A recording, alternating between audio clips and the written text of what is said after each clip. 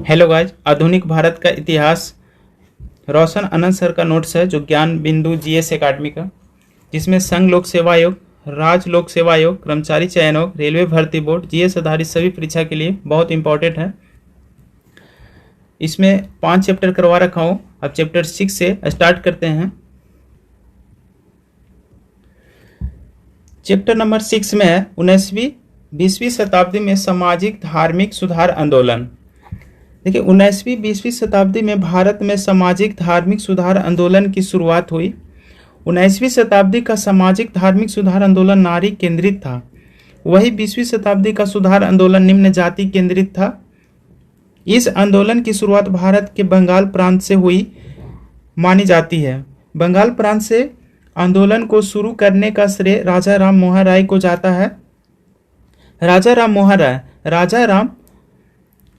राम मोहन राय का जन्म 1772 एडी में कलकत्ता प्रेसिडेंसी में हुआ था। इनका समकालीन मुगल बादशाह अकबर द्वितीय था, जिन्होंने राजा राम मोहन राय को राजा का उपाधि प्रदान की। अकबर द्वितीय ने राजा राम मोहन राय को राजा की उपाधि प्रदान की। राजा राम मोहन राय के द्वारा ही 19वीं शताब्दी में बंगाल के क्षेत्र में सामाजिक धार्मिक सुधार आंदोलन की शुरुआत की गई, जिस कारण उन्हें सुधार आंदोलन का पिता, नवप्रभात का तारा, आधुनिक भारत का पिता इत्यादि उपनाम से जाना जाता है। राजा राम मोहन राय एकेश्वरवाद यानी एक ईश्वर की पूजा पर बल दिया करते थे। एकेश्वरवाद विचारधारा के प्रसार करने हेतु राजा राम मोहन राय ने 1815 ईस्वी में कलकत्ता में आत्मीय सभा की स्थापना किया। 1815 ईस्वी में कलकत्ता में आत्मीय सभा की स्थापना किया राजा राम मोहन राय ने। राजा राम मोहन राय मूर्ति पूजा का विरोधी हुआ करता था।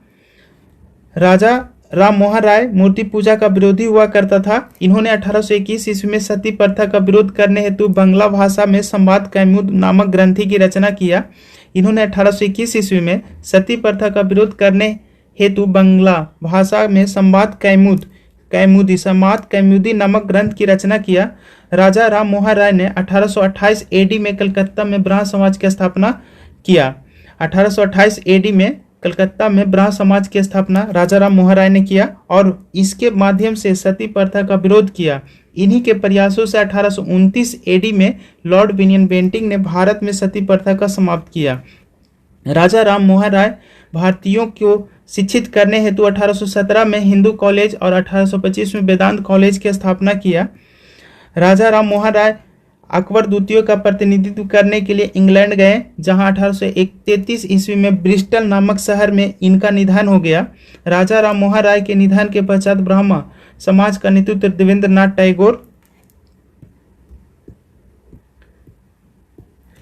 टैगोर ने संभाला।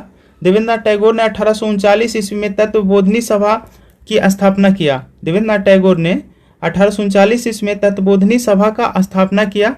इन्होंने इस सभा के प्रचार प्रसार हेतु तत्वबोधिनी नामक पवित्र पत्रिका का संवाद किया। बाद के दिनों में ब्राह्मण समाज में 2 बार विभाजन हुआ। ब्राह्मण समाज में पहली बार विभाजन 1866 ईस्वी में हुआ और ब्राह्मण समाज से अलग भारतीय ब्राह्मण समाज की स्थापना हुई, जिसके संस्थापक केशव चंद्र सेन को माना जाता है। ब्राह्मण समाज में दूसरी बार विभाजन 1878 ईस्वी में हुआ। ब्राह्मण समाज में दूसरी बार विभाजन 1878 में हुआ। तत्पश्चात साधारण ब्राह्मण समाज अस्तित्व में आया। इसके संस्थापक आनंद मोहन बोस माने जाते हैं। राजा राम मोहन राय ने फारसी भाषा में मीरात उल अखबार, तोहफात उल मुहाबिदीन आदि ग्रंथ की रचना किया। थियोसोफिकल सोसाइटी इस सोसाइटी की स्थापना 1875 एडी में न्यूयॉर्क में मैडम ब्लावत्स्की और कर्नल अलकॉट ने किया। थियोसोफिकल सोसाइटी की स्थापना 1875 ईस्वी एडी में न्यूयॉर्क में मैडम ब्लावत्स्की और कर्नल अलकॉट ने किया। इसका मुख्यालय 1882 एडी में मद्रास के अडियार को बनाया गया। श्रीमती एनी बेसेंट 1889 एडी में इंग्लैंड में थियोसोफिकल सोसाइटी की सदस्य बनी। श्रीमती एनी बेसेंट 1889 एडी में इंग्लैंड में थियोसोफिकल सोसाइटी की सदस्य बनी। श्रीमती एनी बेसेंट 1893 ईस्वी में भारत आई और उन्होंने ही भारत में थियोसॉफिकल सोसाइटी को लोकप्रिय बनाया। श्रीमती एनी बेसेंट 1898 ईस्वी में सेंट्रल हिंदू कॉलेज की स्थापना की। श्रीमती एनी बेसेंट 1898 ईस्वी में सेंट्रल हिंदू कॉलेज की स्थापना की। यही कॉलेज 1916 ईस्वी में बनारस हिंदू विश्वविद्यालय के नाम से जाना गया, जिसका संस्थापक मदन मोहन मालवीय को माना जाता है। हाल ही के दिनों में 2015 ईस्वी में अटल बिहारी वाजपेयी के साथ मरणोपरांत मदन मोहन मालवीय को भारत रत्न पुरस्कार दिया गया। 1916 ईस्वी में मद्रास के क्षेत्रों में श्रीमती एनी बेसेंट ने होम रूल लीग आंदोलन का संचालन किया। यही आंदोलन एनी बेसेंट को काफ़ी अधिक लोकप्रिय बनाया। एनी बेसेंट की लोकप्रियता को देखते हुए कांग्रेस ने 1917 के कलकत्ता अधिवेशन के अध्यक्षता एनी बेसेंट को नियुक्त किया। श्रीमती एनी बेसेंट कांग्रेस की अध्यक्षता करने वाली प्रथम महिला बनी। श्रीमती एनी बेसेंट कांग्रेस की अध्यक्षता करने वाली प्रथम महिला अध्यक्ष बनी। आर्य समाज, इसकी स्थापना 1875 ईस्वी में मुंबई में की गई। आर्य समाज की स्थापना 1875 मुंबई में की गई। बाद के वर्षों में 1877 एडी में इसका मुख्यालय लाहौर को बनाया गया और आर्य समाज की स्थापना स्वामी दयानंद सरस्वती के द्वारा की गई थी। आर्य समाज की स्थापना स्वामी दयानंद सरस्वती के द्वारा की गई थी। इनका जन्म 1824 ईस्वी में गुजरात में हुआ, जबकि निधन 1883 ईस्वी में राजस्थान के अजमेर में हुआ। इनके गुरु स्वामी बिरजानंद थे।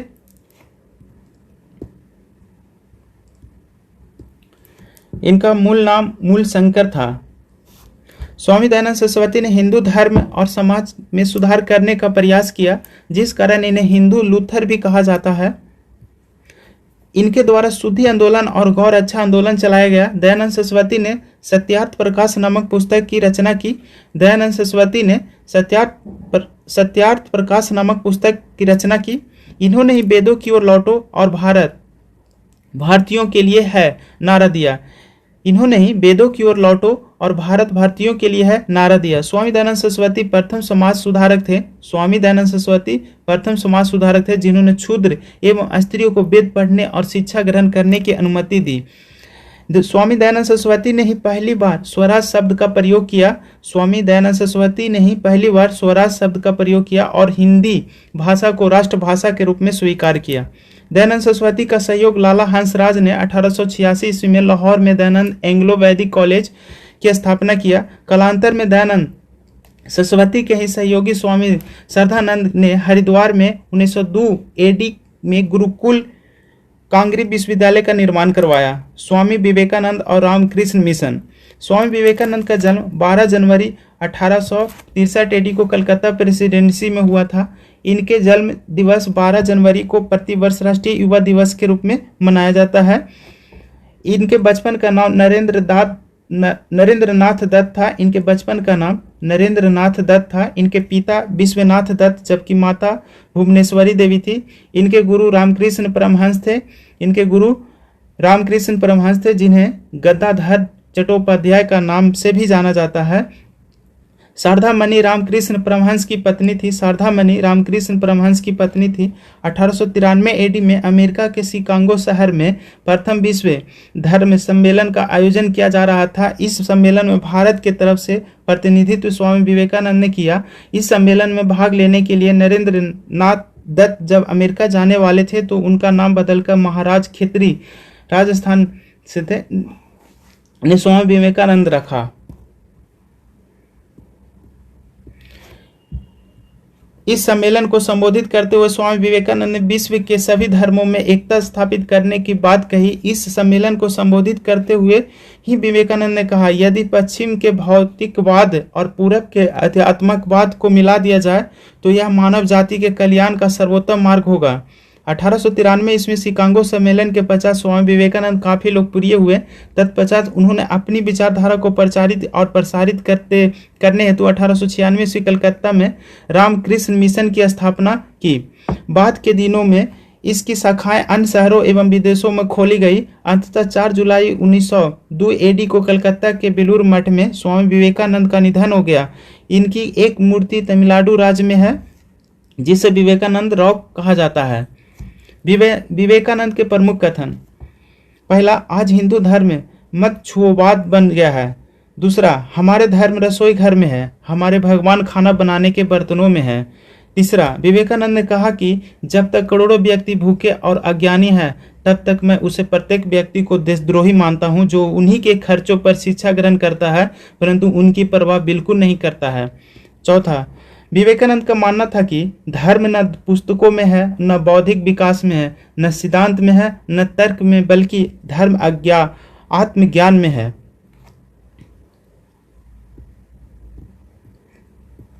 स्वामी विवेकानंद ने ज्ञान योग, कर्म योग, राजयोग, प्रबुद्ध भारत, वर्तमान भारत, वेदांत फिलॉसफी इत्यादि ग्रंथों की रचना किया। स्वामी विवेकानंद ने ज्ञान योग, कर्म योग, राजयोग, प्रबुद्ध भारत, वर्तमान भारत, वेदांत फिलॉसफी इत्यादि ग्रंथों की रचना किया।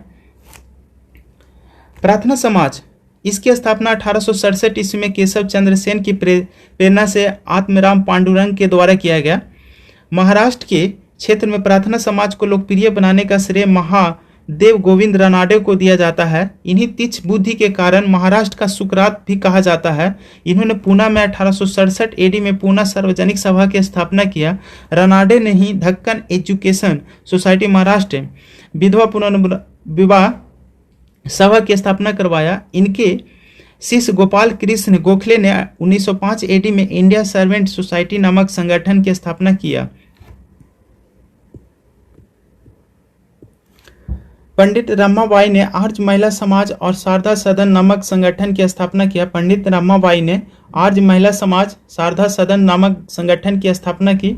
यंग बंगाल आंदोलन, इस आंदोलन की शुरुआत 1826 एडी में बिबिलियन डेरिजियो के द्वारा की गई। यह बंगाल के से था।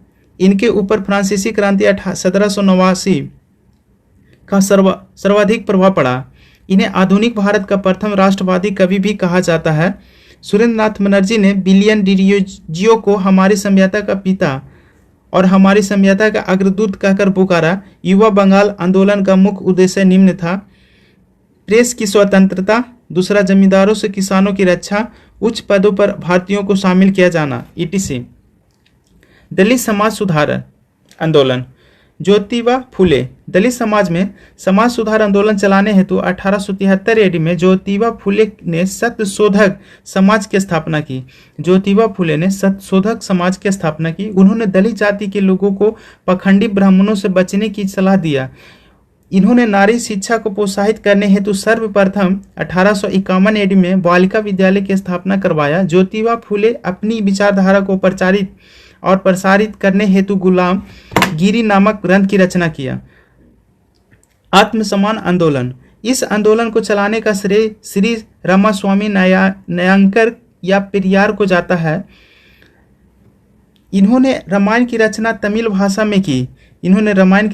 भाषा में की। जिसे सच्ची रामायण कहा जाता है। इस आंदोलन के माध्यम से निम्न जाति के लोगों को पखंडी ब्राह्मणों से बचकर रहने को कहा।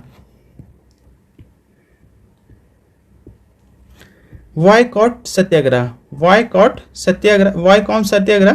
दलित जाति के लोगों को मंदिर में प्रवेश दिलाने हेतु 1920 ईस्वी के दशक में गांधी जी के सत्याग्रह पर आधारित वायकोम सत्याग्रह का आयोजन किया गया। इस सत्याग्रह का आयोजन श्री नारायण गुरु के द्वारा किया गया। मार्च 1925 एडी में गांधी जी के मध्यस्थ में ट्राम्बरकोन की महारानी से मंदिर में प्रवेश के बारे में आंदोलनकारियों से समझौता हुआ।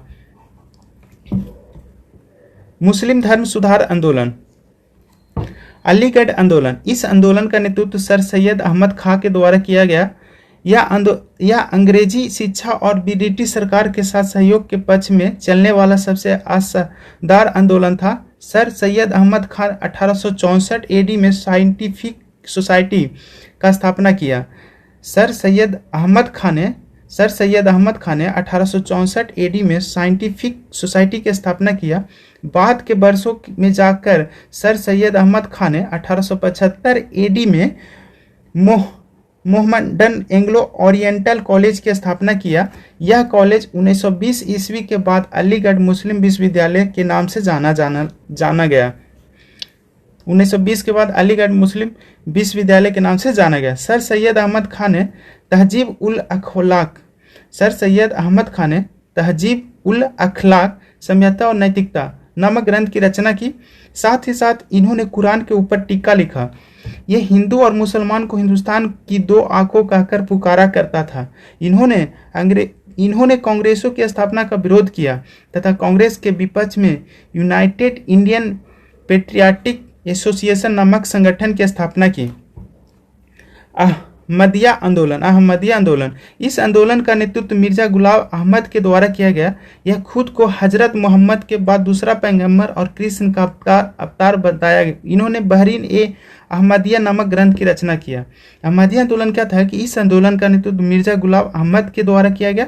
यह खुद को हजरत मोहम्मद के बाद दूसरा पैगंबर और कृष्ण का अवतार बताया। इन्होंने बहरीन ए अहमदिया नामक ग्रंथ की रचना किया।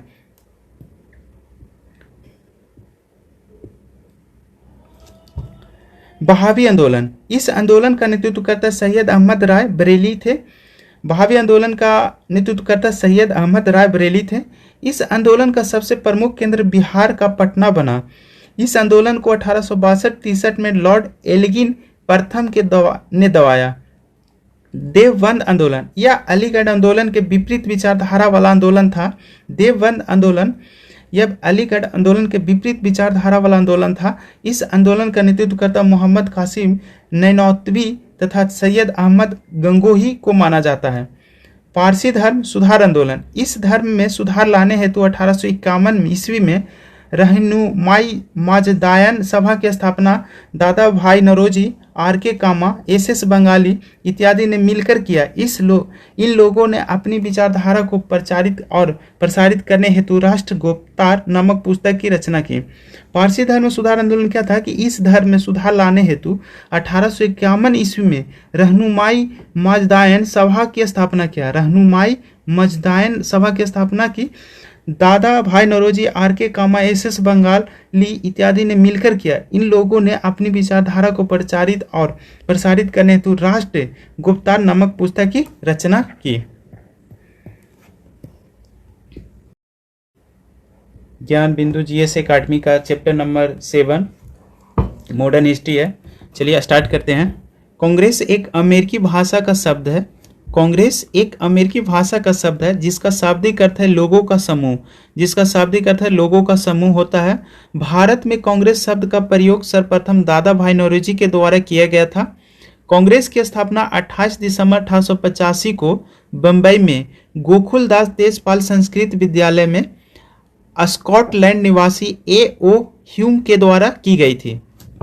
ए.ओ. ह्यूम को कांग्रेस का जनक या पिता भी कहा जाता है। ए.ओ. ह्यूम के जीवनीकार विलियम वेडरवन था। इन्होंने कांग्रेस अधिवेशन की अध्यक्षता 2 बार की। पहली बार 1889 बंबई, दूसरी बार 1910 इलाहाबाद में हो रहे थे अधिवेशन में किया। कांग्रेस की स्थापना के समय भारतीय वायसराय लॉर्ड डफरिन हुआ करते थे।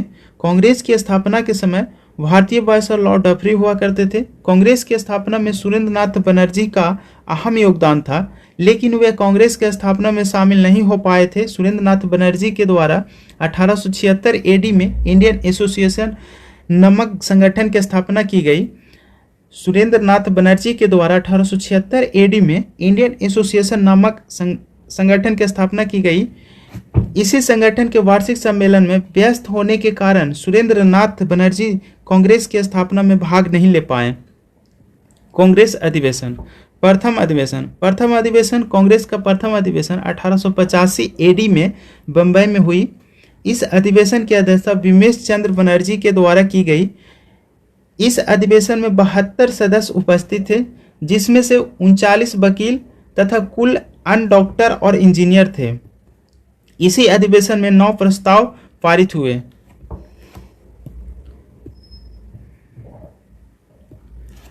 द्वितीय अधिवेशन कांग्रेस का द्वितीय अधिवेशन 1886 एडी में कलकत्ता में हुई। इस अधिवेशन की अध्यक्षता दादा भाई नौरोजी के द्वारा की गई। दादा भाई नौरोजी ने कांग्रेस अधिवेशन की अध्यक्षता 3 बार किया है। पहला 1886 कलकत्ता, इसी अधिवेशन में कुल 436 सदस्य उपस्थित हुए थे।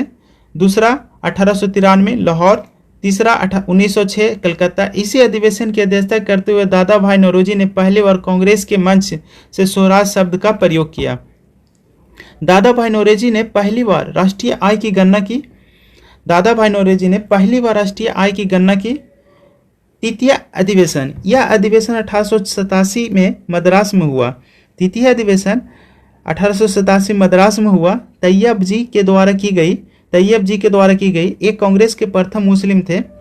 चतुर्थ अधिवेशन, यह अधिवेशन 1888 में इलाहाबाद में हुआ। इसकी अध्यक्षता जॉर्ज यूले के द्वारा की गई। एक कांग्रेस के प्रथम अंग्रेज अध्यक्ष थे। चतुर्थ अधिवेशन, यह अधिवेशन 1888 में इलाहाबाद में हुआ। इसका अध्यक्ष थे जॉर्ज यूले। ये प्रथम कांग्रेस अंग्रेज अध्यक्ष थे। नोट, 1887 ईस्वी में एक जनसभा को संबोधित करते हुए तत्कालीन भारतीय वायसराय लॉर्ड डफरिन ने कहा कि कांग्रेस एक अल्प जनसंख्या का प्रतिनिधित्व करता है। कांग्रेस एक अल्प जनसंख्या यानी सूक्ष्मदर्शी का प्रतिनिधित्व करता है। पांचवा अधिवेशन, यह अधिवेशन 1889 एडी में मुंबई में हुआ था। पांचवा अधिवेशन 1889 एडी में मुंबई में हुआ था। इस अधिवेशन की अध्यक्षता सर विलियम बेडरमन के द्वारा की गई थी। छठा अधिवेशन, यह अधिवेशन 1890 में कलकत्ता में हुआ था। इस अधिवेशन की अध्यक्षता फिरोज शाह मेहता ने की। इस अधिवेशन के दौरान कदम्बी गांगुली ने कांग्रेस के मंच से कांग्रेस को संबोधित की। यह कांग्रेस को संबोधित करने वाली प्रथम महिला बनी। कदम्बी गांगुली कलकत्ता विश्वविद्यालय से स्नातक की डिग्री लेने वाली प्रथम महिला बनी। कदम्बी गांगुली कलकत्ता विश्वविद्यालय से स्नातक की डिग्री लेने वाली प्रथम महिला बनी। 1896 का कलकत्ता अधिवेशन, इस अधिवेशन की अध्यक्षता रहीमतुल्लाह सियानी के द्वारा की गई। इस अधिवेशन में ही पहली बार भारत का राष्ट्रीय गीत वंदे मातरम गाया गया। वंदे मातरम नामक गीत आनंद मठ नामक ग्रंथ से लिए गए हैं। 1896 कलकत्ता अधिवेशन, इस अधिवेशन की अध्यक्षता रहीमतुल्लाह सियानी के द्वारा की गई। इस अधिवेशन में ही पहली बार भारत का राष्ट्रीय गीत वंदे मातरम गाया गया। वंदे मातरम नामक गीत आनंद मठ नामक ग्रंथि से लिए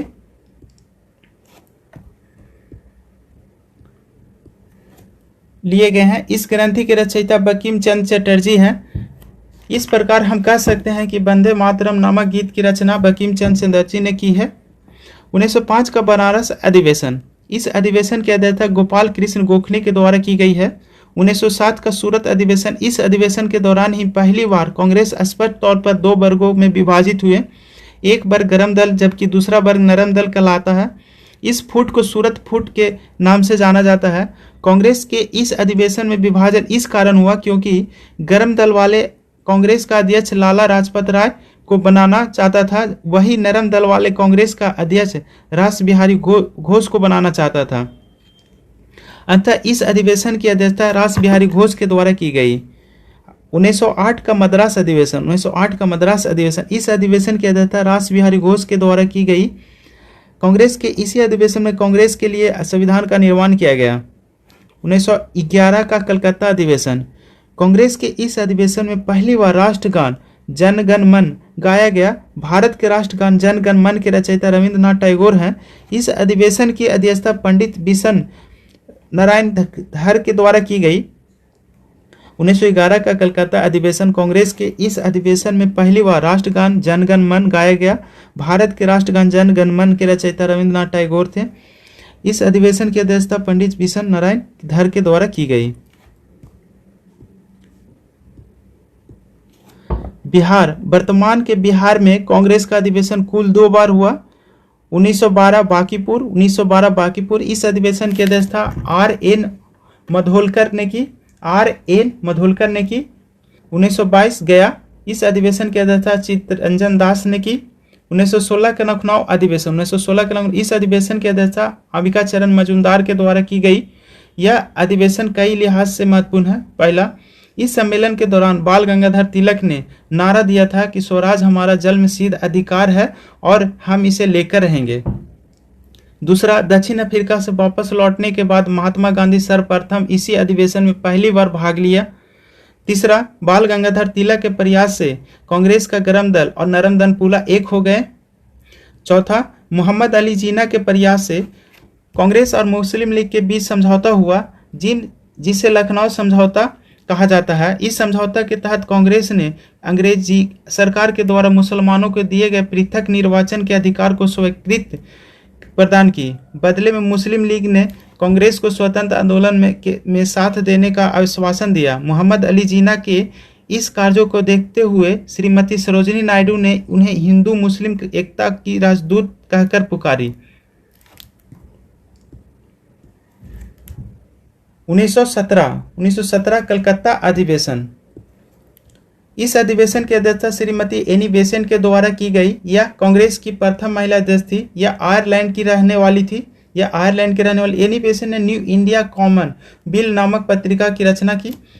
लाल बाल पाल त्रिकुट, इस त्रिकुट के अंतर्गत लाला राजपत राय, बाल गंगाधर तिलक, बिपिन चंद्र पाल आते हैं। इन तीनों में से एकमात्र लाला राजपत राय हैं जिन्होंने कांग्रेस अधिवेशन की अध्यक्षता की। लाला राजपत राय कांग्रेस के 1920 के कलकत्ता में हो रहे विशेष अधिवेशन की अध्यक्षता किया। बाल गंगाधर तिलक 1919 के कांग्रेस के अमृतसर अधिवेशन में अंतिम बार भाग लिया। 1923 का विशेष अधिवेशन दिल्ली। इस अधिवेशन की अध्यक्षता अबुल कलाम आजाद के द्वारा की गई। जब ये अध्यक्ष बने थे उस समय इनका उम्र लगभग 35 वर्ष था। अबुल कलाम आजाद का जन्म सऊदी अरब के मक्का में 1888 एडी में हुआ था। ये कांग्रेस के सबसे युवा अध्यक्ष थे।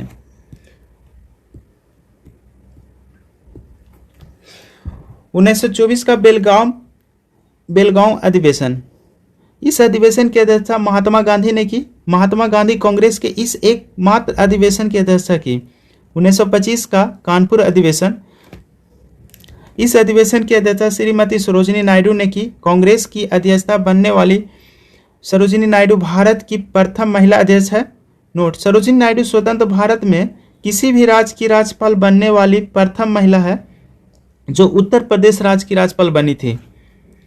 1929 लाहौर का अधिवेशन।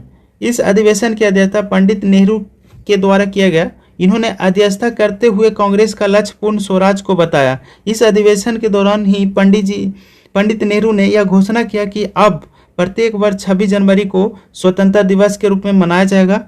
पंडित नेहरू के इसी आह्वान पर भारत में 26 जनवरी 1930 एडी को प्रथम स्वतंत्रता दिवस के रूप में मनाया गया। इसी अधिवेशन में कांग्रेस ने सविनय अवज्ञा आंदोलन चलाने संबंधी प्रस्ताव को पारित किया। इसी अधिवेशन में कांग्रेस ने सविनय अवज्ञा आंदोलन चलाने संबंधी प्रस्ताव को पारित किया। 1931 का कराची अधिवेशन। इस अधिवेशन की अध्यक्षता सरदार पटेल के द्वारा की गई। इस अधिवेशन के दौरान कांग्रेस ने अंग्रेजी सरकार से मौलिक अधिकार की मांग किया। इस अधिवेशन में महात्मा गांधी भाग लेने के लिए पंजाब के रास्ते जब कराची जा रहे थे तब उन्हें काला झंडा दिखाया गया। इसी अधिवेशन में गांधी इरविन समझौता को स्वीकृति प्रदान की गई, जिसके तहत महात्मा गांधी द्वितीय गोलमेज सम्मेलन में भाग लेने के लिए इंग्लैंड गए। 1934 का बंबई अधिवेशन। इस अधिवेशन की अध्यक्षता डॉक्टर राजेंद्र प्रसाद के द्वारा की गई। 1934 का बंबई अधिवेशन। इस अधिवेशन की अध्यक्षता डॉक्टर राजेंद्र प्रसाद के द्वारा की गई। 1937 का फैजपुर अधिवेशन। यह गांव में आयोजित प्रथम अधिवेशन था। 1937 का फैजपुर अधिवेशन। यह गांव में आयोजित प्रथम अधिवेशन था। इस अधिवेशन की अध्यक्षता पंडित नेहरू के द्वारा की गई। इस अधिवेशन के दौरान कांग्रेस ग्राम सभा का गठन हुआ। 1938 का हरिपुरा अधिवेशन। इस अधिवेशन की अध्यक्षता सुभाष चंद्र बोस के द्वारा की गई। इस अधिवेशन के दौरान राष्ट्रीय नियोजन समिति की स्थापना हुई। इस अधिवेशन के अध्यक्ष पंडित नेहरू बने। 1939 का त्रिपुरी एमपी में है जो अधिवेशन। इस अधिवेशन में अध्यक्षता पद को लेकर पहली बार चुनाव हुए, जिस कारण इस अधिवेशन को त्रिपुरी अधिवेशन भी कहा जाता है। इस अधिवेशन की अध्यक्षता सुभाष चंद्र बोस बनना चाहता था, वही महात्मा गांधी पटावाई सीतारामैया को अध्यक्ष बनाना चाहता था। अतः इस अधिवेशन की अध्यक्षता सुभाष चंद्र बोस के द्वारा की गई। 1940 का रामगढ़ अधिवेशन। इस अधिवेशन की अध्यक्षता अबुल कलाम आजाद के द्वारा की गई, जो 1940-46 तक अध्यक्ष के पद पर बने रहे। स्वतंत्रता प्राप्ति पूर्व कांग्रेस के अध्यक्ष पर सबसे अधिक वर्षों तक रहने का रिकॉर्ड अबुल कलाम आजाद को है। स्वतंत्रता प्राप्ति पूर्व कांग्रेस के अध्यक्ष पर सबसे अधिक वर्षों तक रहने का रिकॉर्ड अबुल कलाम आजाद को है। नोट्स में दिया हुआ है कि आज़ादी के समय कांग्रेस का अध्यक्ष जेबी कृपलानी थे। आज़ादी के समय कांग्रेस का अध्यक्ष जेबी कृपलानी थे। दूसरा, आज़ादी के पश्चात दिसंबर 1947 में कांग्रेस का विशेष अधिवेशन दिल्ली में बुलाया गया, जिसकी अध्यक्षता डॉक्टर राजेंद्र प्रसाद ने की। 1939 में सुभाष चंद्र बोस के कांग्रेस के पश्चात कांग्रेस का अध्यक्ष डॉक्टर राजेंद्र प्रसाद बने। स्वतंत्रता प्राप्ति पश्चात कांग्रेस के अध्यक्ष पद पर सर्वाधिक वर्षों तक रहने का रिकॉर्ड श्रीमती सोनिया गांधी को है, 1998 से लेकर 2017। स्वतंत्रता प्राप्ति पश्चात कांग्रेस के अध्यक्ष के पद पर सर्वाधिक वर्षों तक रहने का रिकॉर्ड श्रीमती सोनिया गांधी का है, 1998 से 2017। वर्तमान में कांग्रेस के अध्यक्ष मल्लिकार्जुन खड़गे हैं। कांग्रेस से संबंधित महत्वपूर्ण कथन। लॉर्ड डफरिन ने कांग्रेस के बारे में कहा है कि कांग्रेस अल्पसंख्यक का प्रतिनिधित्व करने वाली संस्था है। लॉर्ड डफरिन ने कहा है कि कांग्रेस अल्प जनसंख्यक का प्रतिनिधित्व करने वाली संस्था है। लॉर्ड कर्जन ने कहा है कि कांग्रेस की महल भरभरा कर गिरने वाली है। हमारी इच्छा है कि हम उसकी मृत्यु में उसे सहायता प्रदान करें। बंकिम चंद्र चटर्जी ने कहा है कि कांग्रेस के लोग पदों के भूखे राजनीतिक है। बंकिम चंद्र चटर्जी ने कहा है कि कांग्रेस के लोग पदों के भूखे राजनीतिक है। बाल गंगाधर तिलक ने कहा है कि यदि हम वर्ष में एक बार मेढक की तरह टटराए तो उससे हमें कुछ भी मिलने वाला नहीं है। लाला लाजपत राय ने कांग्रेस सम्मेलन को शिक्षित भारतीयों के राष्ट्रीय मेले की संज्ञा दिया है। लाला लाजपत राय ने कांग्रेस सम्मेलन को शिक्षित भारतीयों के राष्ट्रीय मेले की संज्ञा दिया है। अश्विनी कुमार दत्त ने कांग्रेस सम्मेलन को 3 दिनों का तमाशा कहा है। बिपिन चंद्र पाल ने कांग्रेस को याचना संस्था की संज्ञा दिया है। लॉर्ड कर्जन ने कांग्रेस को गद्दी चीज और देशद्रोही संगठन कहा है। लॉर्ड कर्जन ने कांग्रेस को गद्दी चीज और देशद्रोही संगठन कहा है। कांग्रेस के संदर्भ में safety valve theory Lala Lajpat Rai ने दिया है। कांग्रेस के संदर्भ में safety valve theory Lala Lajpat Rai ने दिया है। उदारवादी युग 1885 से लेकर 1905 तक चला।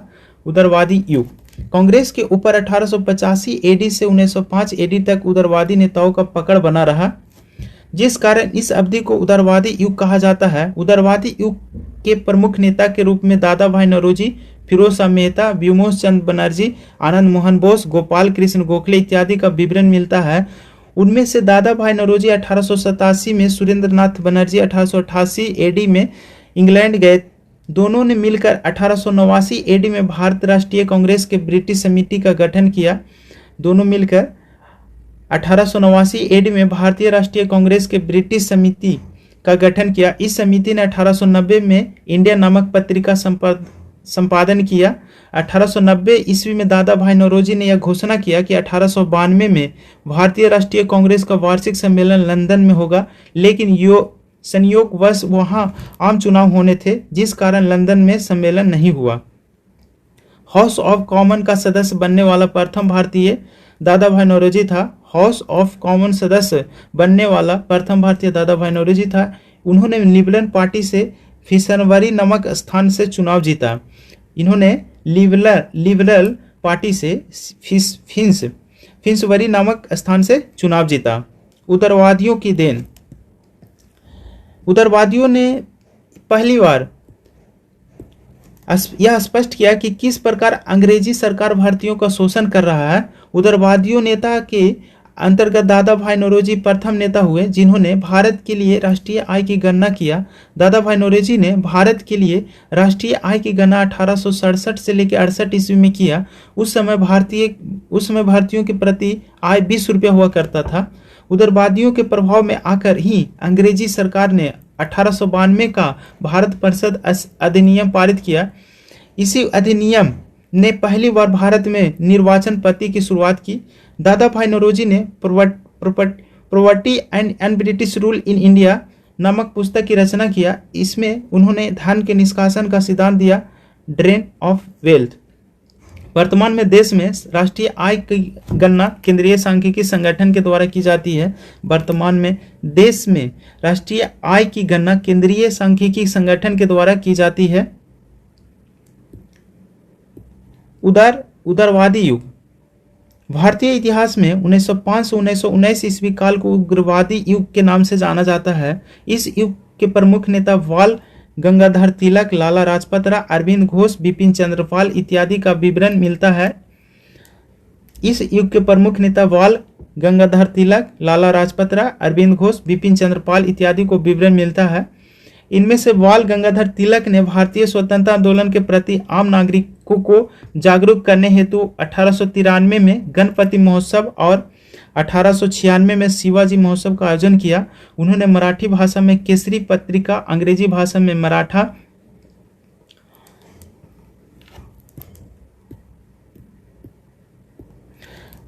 पत्रिका का संपादन किया। बाल गंगाधर तिलक ने उग्रवाद को बढ़ावा दिया। बाल गंगाधर तिलक पत्रकार का निर्वहन करते हुए जेल जाने वाले प्रथम व्यक्ति थे। बाल गंगाधर तिलक पत्रकार का निर्वहन करते हुए जेल जाने वाले प्रथम व्यक्ति थे। एक प्रमुख उग्रवादी नेता के रूप में अरविंद घोष का विवरण मिलता है। इन्होंने कहा है कि राजनीतिक स्वतंत्रता किसी भी राष्ट्र की प्राणवायु होती है। अरविंद घोष ने न्यू लैम्प फॉर ओल्ड नामक पत्रिका की रचना की। अरविंद घोष ने न्यू लैम्प फॉर ओल्ड नामक पत्रिका की रचना की और उसके माध्यम से उग्रवाद की क्रमवार व्याख्या प्रस्तुत की। उग्रवादियों के प्रभाव में आकर ही कांग्रेस ने बंगाल विभाजन के खिलाफ स्वदेशी या बंग भंग आंदोलन चलाया। बंगाल विभाजन 1905 के दौरान भारत की आज़ादी हेतु जो आंदोलन चलाई जा रही थी, उस आंदोलन का सबसे प्रमुख केंद्र बंगाल था। साथ ही साथ यह एक बड़ा प्रांत भी हुआ करता था, जिस कारण यहाँ शासन प्रशासन सही ढंग से चला पाना मुश्किल हो रहा था। अंग्रेजी सरकार ने घोषणा किया कि बंगाल का विभाजन प्रशासनिक आधार पर किया जाएगा, लेकिन बंगाल का विभाजन सांप्रदायिक आधार पर हुआ।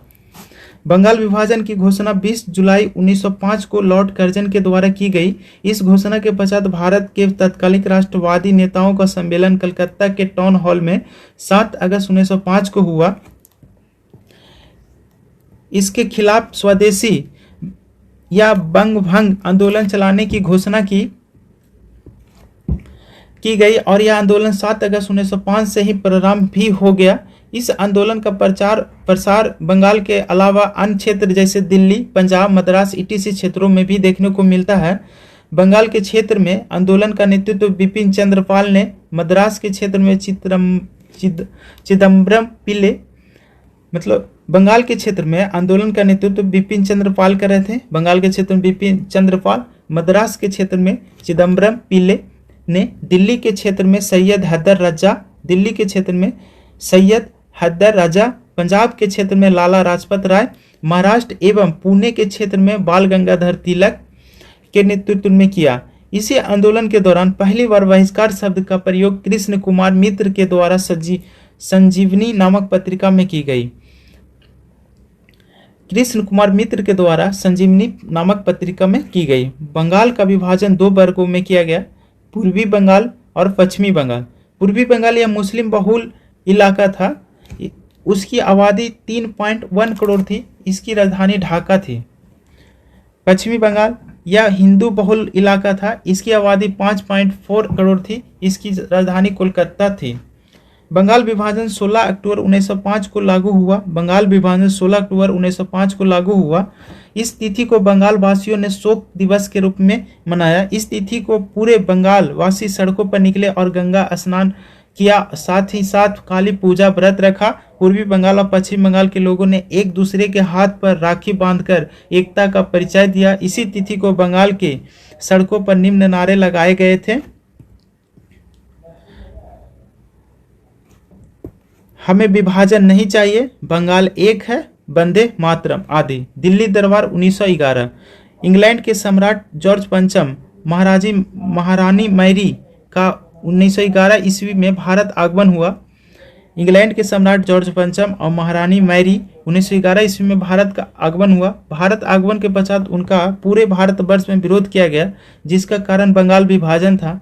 12 दिसंबर 1911 को तत्कालिक भारतीय वायसराय लॉर्ड हार्डिंग द्वितीय ने जॉर्ज पंचम और महारानी मैरी के स्वागत दिल्ली दरबार का आयोजन किया। इस दिल्ली दरबार में बंगाल के विभाजन को रद्द किया गया तथा बंगाल को पुनर्गठित कर पुनः बंगाल का विभाजन किया गया तथा बंगाल से एक नए प्रांत बिहार का गठन किया। औपचारिक रूप से बिहार का गठन 22 मार्च 1912 को हुआ। औपचारिक रूप से बिहार का गठन 22 मार्च 1912 को हुआ। इसी कारण प्रत्येक वर्ष 22 मार्च को बिहार दिवस के रूप में मनाया जाता है, लेकिन विधिवत रूप से बिहार का गठन 1 अप्रैल 1912 को हुआ। विधिवत रूप से बिहार का गठन 1 अप्रैल 1912 को हुआ। नोट: आधुनिक बिहार का जनक डॉक्टर सच्चिदानंद सिन्हा को माना जाता है। आधुनिक बिहार का जनक डॉक्टर सच्चिदानंद सिन्हा को माना जाता है। दिल्ली दरबार 1911 में घोषणा की गई कि भारत की राजधानी कलकत्ता के बजाय दिल्ली को बनाया जाएगा। तत्पश्चात 1 अप्रैल 1912 इससे भारत की राजधानी दिल्ली बनी। इससे पहले 1774 से 1911 तक भारत की राजधानी कलकत्ता बनी रही। 1 अप्रैल 1912 से भारत की राजधानी दिल्ली बनी। इससे पहले 1774 से 1911 तक भारत की राजधानी कलकत्ता बनी। मुस्लिम लीग, इसकी स्थापना 30 दिसंबर 1906 ईस्वी को लॉर्ड मिंटो द्वितीय के प्रेरणा से ढाका में आगा खां, बकार उल मुल्क, सलीमुल्लाह आदि के द्वारा किया गया। बाद के दिनों में मिंटो द्वितीय से प्रेरित होकर ही मुसलमानों ने पृथक निर्वाचन की मांग किया, जिससे भारत सरकार अधिनियम 1909 के तहत प्रदान किया। लॉर्ड मिंटो द्वितीय को भारत में सांप्रदायिक निर्वाचन का जनक माना जाता है। लॉर्ड मिंटो द्वितीय को भारत में सांप्रदायिक निर्वाचन का जनक माना जाता है। होम रूल लीग आंदोलन 1916। होम रूल लीग आंदोलन 1916। ग्रीस स्वशासन। सर्वप्रथम होम रूल लीग आंदोलन आयरलैंड में चला था। इसी से प्रेरित होकर 1916 एडी में भारत में होम रूल लीग आंदोलन चलाए गए। भारत में होम रूल लीग आंदोलन चलाने का श्रेय बाल गंगाधर तिलक और श्रीमती एनी बेसेंट को जाता है। तिलक ने होम रूल लीग आंदोलन की स्थापना महाराष्ट्र के क्षेत्र में अप्रैल 1916 में किया। इन्होंने होम रूल लीग आंदोलन का प्रथम अध्यक्ष जोसेफ बैप्टिस्टा जबकि प्रथम सचिव एनसी केलकर को बनाया।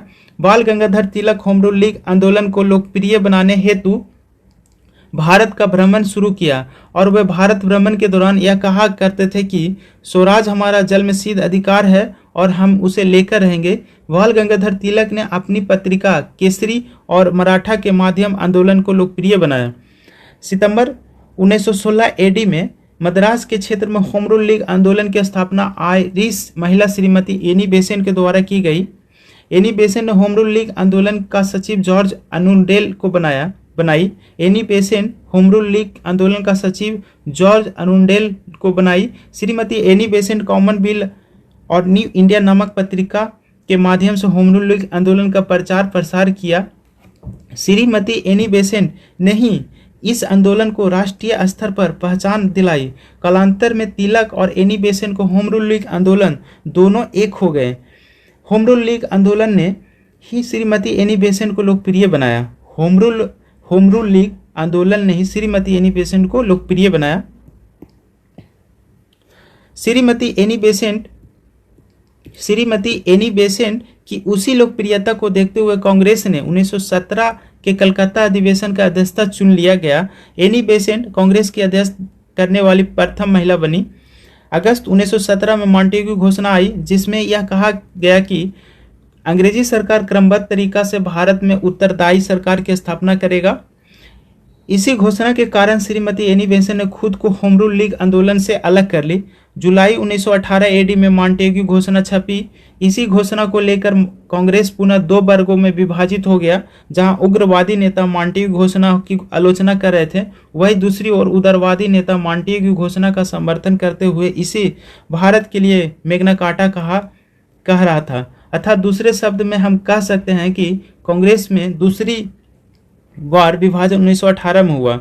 नोट: 1918 में एस.एन. बनर्जी के नेतृत्व में अखिल भारतीय उदारवादी संघ की स्थापना हुई। 1918 में एस.एन. बनर्जी के नेतृत्व में अखिल भारतीय उदारवादी संघ की स्थापना हुई। पुत्र हरिलाल मणिलाल रामदास देवदास। पुत्र थे हरिलाल मणिलाल रामदास देवदास। गांधी जी के पांचवें पुत्र की संज्ञा जमनालाल बजाज को दिया जाता है। गांधी जी के पांचवें पुत्र की संज्ञा जमनालाल बजाज को दिया जाता है। राजनैतिक गुरु गोपाल कृष्ण गोखले। प्रमुख शिष्या मीराबेन थी, इंग्लैंड, वास्तविक नाम मैडलिन स्लेट था। कानून की पढ़ाई के लिए 1888 ईस्वी में लंदन गए। 1891 में डिग्री प्राप्त कर भारत लौटे। 1893 में गुजरात के प्रसिद्ध व्यापारी दादा अब्दुल्ला के मुकदमे के लिए दक्षिण अफ्रीका गए। 1893 में गुजरात के प्रसिद्ध व्यापारी दादा अब्दुल्ला के मुकदमे के लिए दक्षिण अफ्रीका गए। गांधी जी के दार्शनिक विचारधारा पर इमर्सन, थोरो और टॉल्स्टॉय का सर्वाधिक प्रभाव पड़ा था। दक्षिण अफ्रीका में नटाल कांग्रेस की स्थापना 1894 में हुआ। दक्षिण अफ्रीका में नटाल कांग्रेस की स्थापना 1894 में हुआ। एस.ए. के डबरन में फिनिक्स फॉर्म की स्थापना 1904 में हुआ। एस.ए. के डबरन में फिनिक्स फॉर्म की स्थापना 1904 में हुआ। गांधी जी ने सत्याग्रह का सर्वप्रथम प्रयोग एस.ए. में 1906 में किया। गांधी जी ने सत्याग्रह का सर्वप्रथम दक्षिण अफ्रीका यानी साउथ अफ्रीका में 1906 में किया।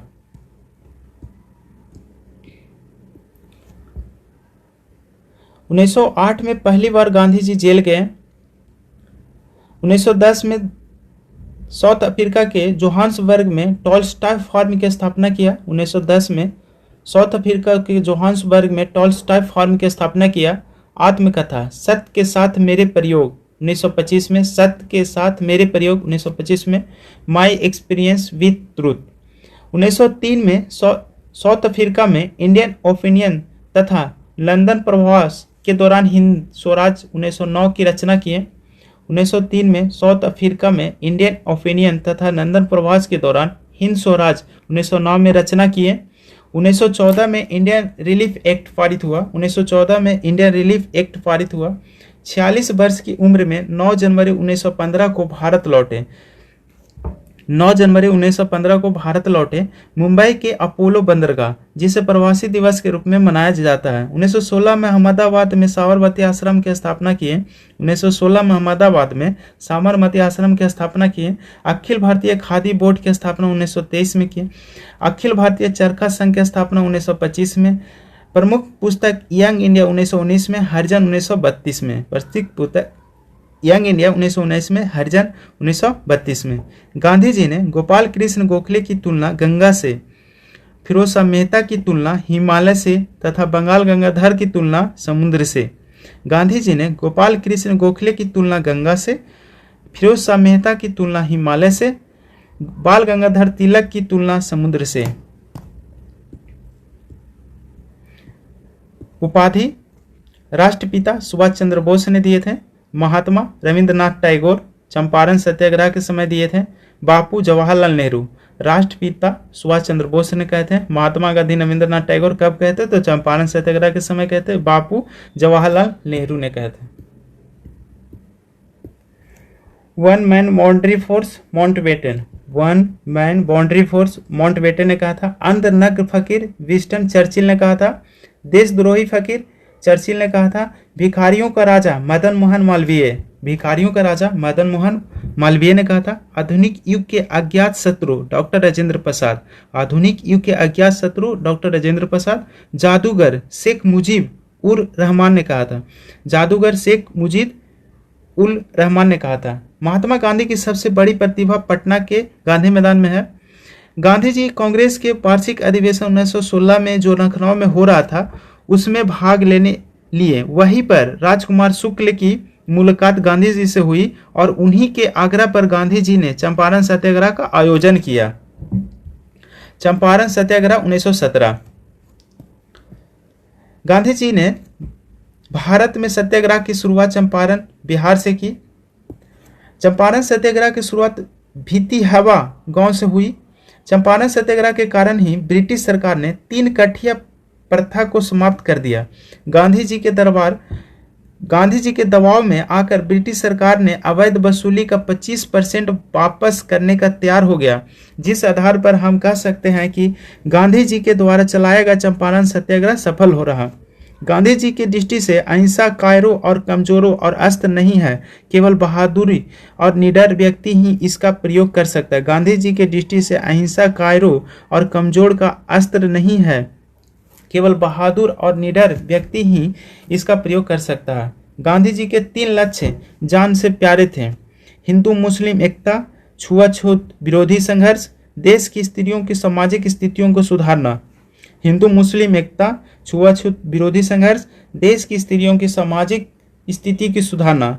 गांधी जी एक धर्मप्राय हिंदू थे, मगर उनका सांस्कृतिक धार्मिक दृष्टिकोण संकुचित न होकर बहुत व्यापक था। उन्होंने लिखा है, भारतीय संस्कृति ने तो पूरी तरह हिंदू है, भारतीय संस्कृति ने तो पूरी तरह हिंदू है, नहीं इस्लामी है और नहीं कोई और संस्कृति, यह सबका समन्वय है। गांधी जी ने कहा कि भारतीय संस्कृति ने तो पूरी तरह हिंदू है और नहीं इस्लामी और नहीं कोई संस्कृति, यह सबका समन्वय है। गांधी जी ने 1918 में गुजरात के खेड़ा जिला में कर नहीं दो आंदोलन चलाया। गांधी जी ने 1918 में गुजरात के खेड़ा जिला में कर नहीं दो आंदोलन चलाया। खेड़ा सत्याग्रह में सरदार पटेल गांधी जी के अनुयायी बने थे। खेड़ा सत्याग्रह में सरदार पटेल गांधी जी के अनुयायी बने थे। अहमदाबाद 1918, यह विवाद प्लेग बोनस को लेकर हुआ था। गांधी जी ने भूख हड़ताल अहमदाबाद मिल मजदूर के समर्थन में किया। गांधी जी को भूख हड़ताल की प्रेरणा रॉकिन से मिली। गांधी जी ने अहमदाबाद में वर्ग सहयोग का नारा दिया। अहमदाबाद लेबर एसोसिएशन की स्थापना 1918 में किया। अहमदाबाद लेबर एसोसिएशन की स्थापना 1918 में किया। रॉलेट एक्ट, भारतीय वायसराय चेम्सफोर्ड। भारतीयों की आवाज़ दबाने के लिए 1918 में सर सिडनी रॉलेट की अध्यक्षता में एक आयोग का गठन किया। इस आयोग की रिपोर्ट पर 19 मार्च 1919 को रॉलेट एक्ट लागू किया। भारतीयों की आवाज़ दबाने के लिए 1918 में सर सिडनी रॉलेट की अध्यक्षता में एक आयोग का गठन किया। इस आयोग की रिपोर्ट पर 19 मार्च 1919 को रॉलेट एक्ट लागू किया गया। इस कानून के तहत संदेह के आधार पर भारतीयों को गिरफ्तार कर बंद कमरा में मुकदमा चलाकर उसे 2 वर्ष तक की सजा दी जा सकती थी। भारतीयों ने इसका विरोध करते हुए काला कानून की संज्ञा दी। साथ ही इस बिना वकील, बिना अपील, बिना दलील वाले कानून की संज्ञा दी। गांधी जी ने इस कानून के विरोध के देशव्यापी हड़ताल 6 अप्रैल 1919 को किया। रॉलेट सत्याग्रह का सबसे बड़ा केंद्र पंजाब का अमृतसर बना, जहां डॉक्टर सतपाल और सैफुद्दीन किचलू इसका नेतृत्व कर रहा था। रॉलेट सत्याग्रह का सबसे बड़ा केंद्र पंजाब का अमृतसर बना, जहां डॉक्टर सतपाल और सैफुद्दीन किचलू इसका नेतृत्व कर रहा था। जलियांवाला बाग हत्याकांड 1919। रॉलेट एक्ट तथा डॉक्टर सतपाल तथा किचलू के गिरफ्तारी के विरोध में अमृतसर की जनता 13 अप्रैल 1919 को जलियांवाला बाग में एकत्रित होकर जनसभा का शांतिपूर्ण संचालन कर रहे थे।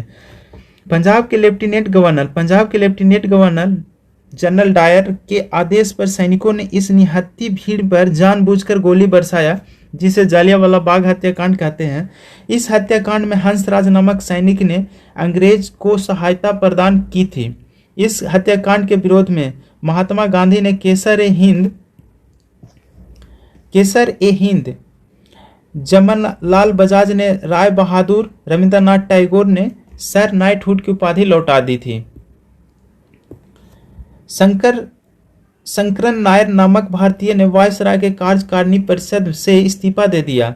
इस हत्याकांड के बाद पंजाब में मार्शल लॉ 15 अप्रैल 1919 को लागू किया गया। इस हत्याकांड के बाद हिंसक विद्रोह की आशंका के चलते गांधी जी ने 19 अप्रैल 1919 को रॉलेट सत्याग्रह स्थगित करने की घोषणा की। महात्मा गांधी ने केसर ए हिंद, जमनालाल बजाज ने राय बहादुर, रविंद्रनाथ टैगोर ने सर और नाइटहुड की उपाधि लौटा दी। शंकरन नायर नामक भारतीय ने वायसराय कार्यकारिणी परिषद की इस्तीफा दे दिया। इस हत्याकांड के बाद पंजाब में मार्शल लॉ 15 अप्रैल 1919 को लागू किया गया। इस हत्याकांड के बाद हिंसक विद्रोह की आशंका के चलते गांधी जी ने 19 अप्रैल 1919 को रॉलेट सत्याग्रह स्थगित करने की घोषणा की। हंटर कमीशन का रिपोर्ट।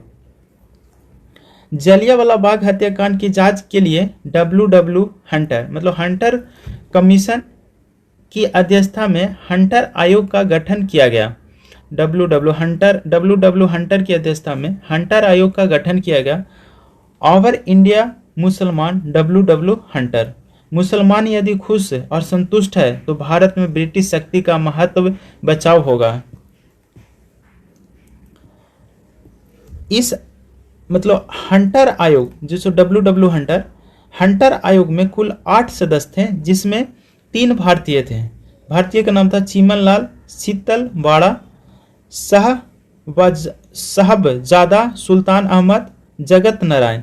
मतलब हंटर आयोग में 8 सदस्य थे, जिसमें से 3 भारतीय थे। तीनों थे जीमन लाल, शीतल वाड़, साहबजाद सुल्तान अहमद, जगत नारायण।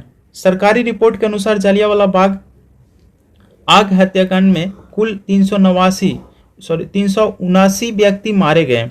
सरकारी रिपोर्ट के अनुसार जलियांवाला बाग हत्याकांड जो हुआ था उसमें 379 व्यक्ति मारे गए, जबकि मरने वाला की संख्या 1000 से अधिक और लगभग 3000 व्यक्ति बुरी तरह घायल हुए थे।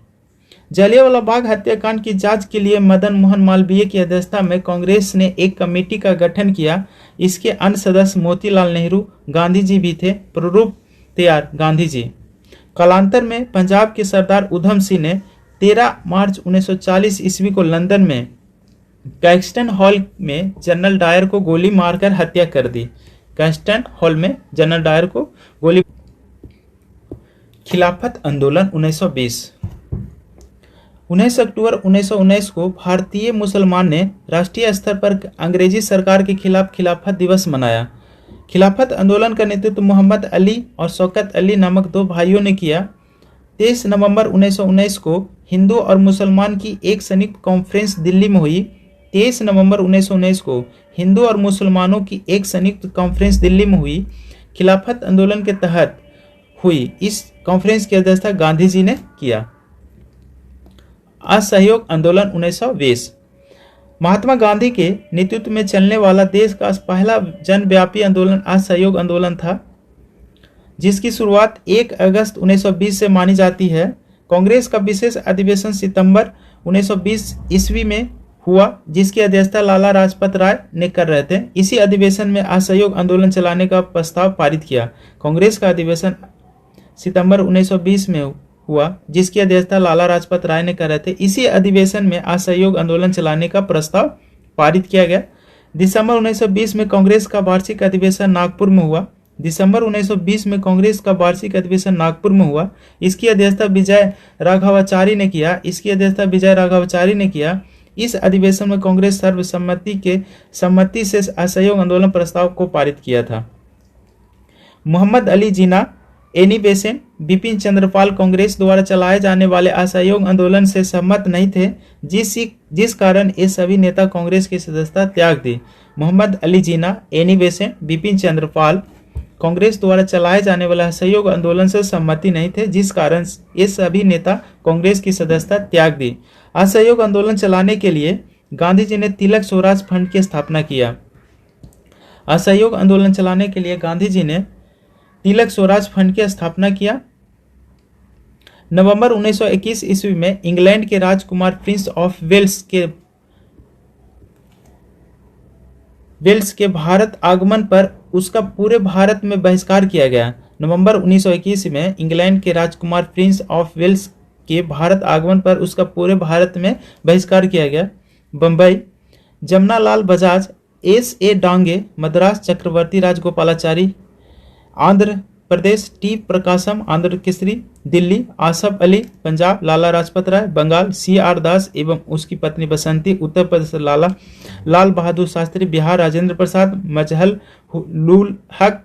असहयोग आंदोलन के समय केरल के मालाबार तट पर 1921 में मोपला विद्रोह हुआ।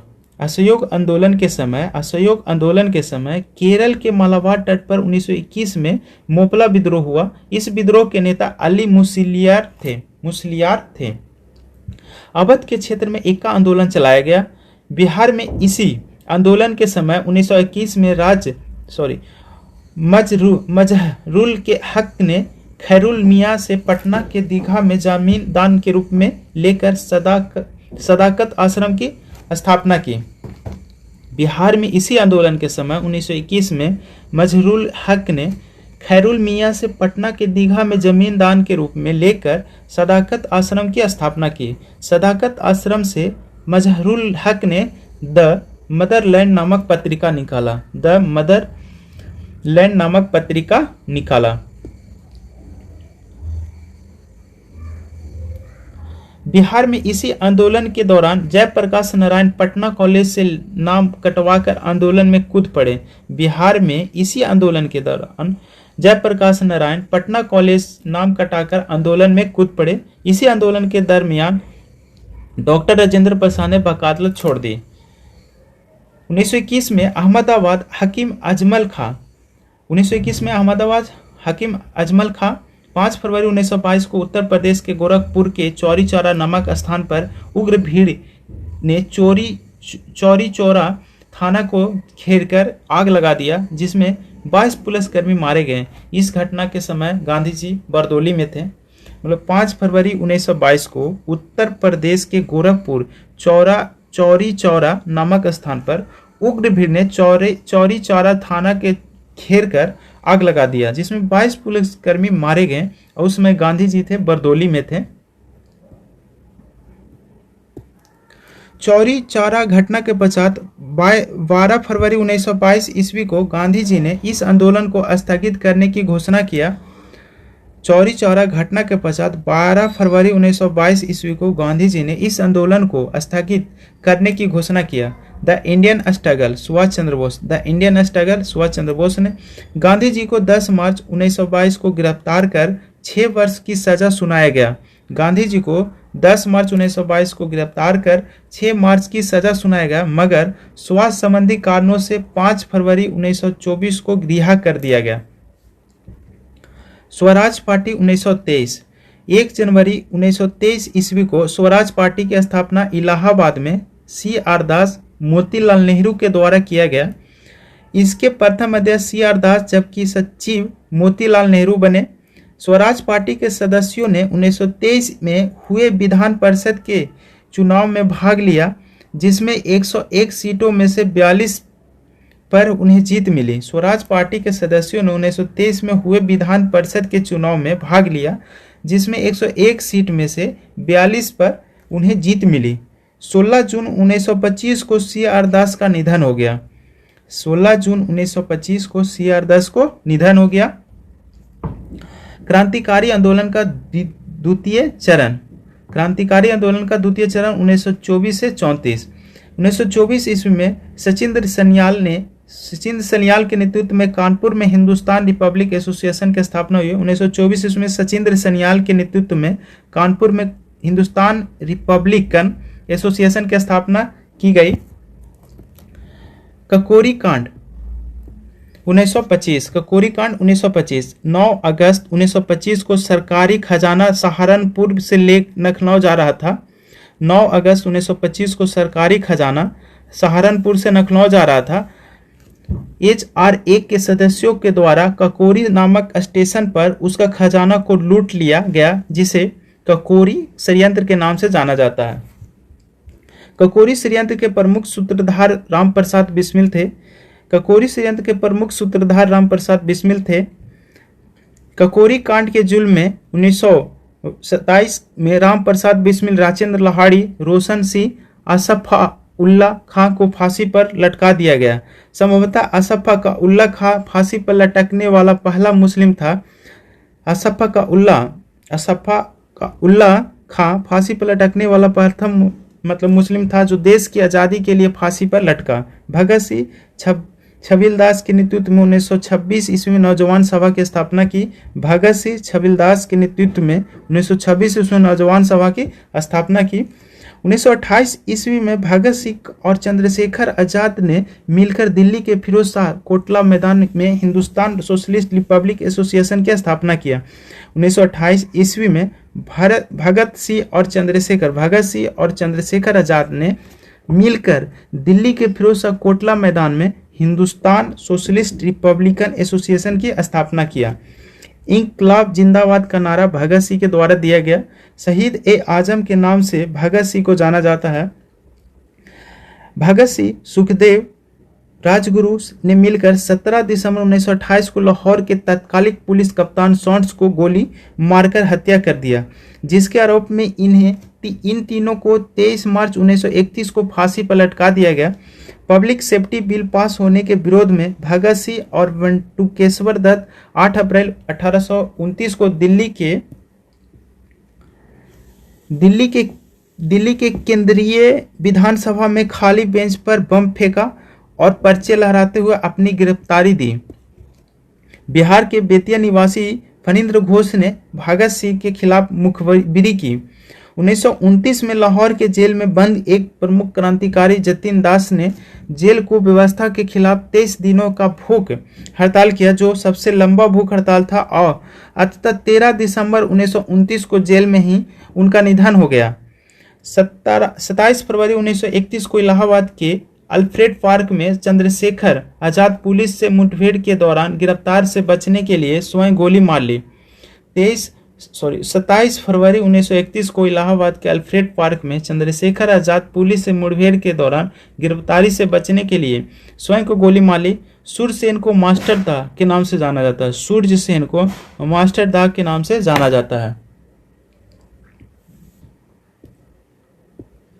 सूर्य सेन ने चटगांव स्थित सरकारी शस्त्रागार को लूटा। सूर्य सेन ने चटगांव स्थित सरकारी शस्त्रागार को लूटा। सूर्य सेन फरवरी 1933 में गिरफ्तार कर लिए गए और कुछ समय पश्चात फांसी पर लटका दिया गया।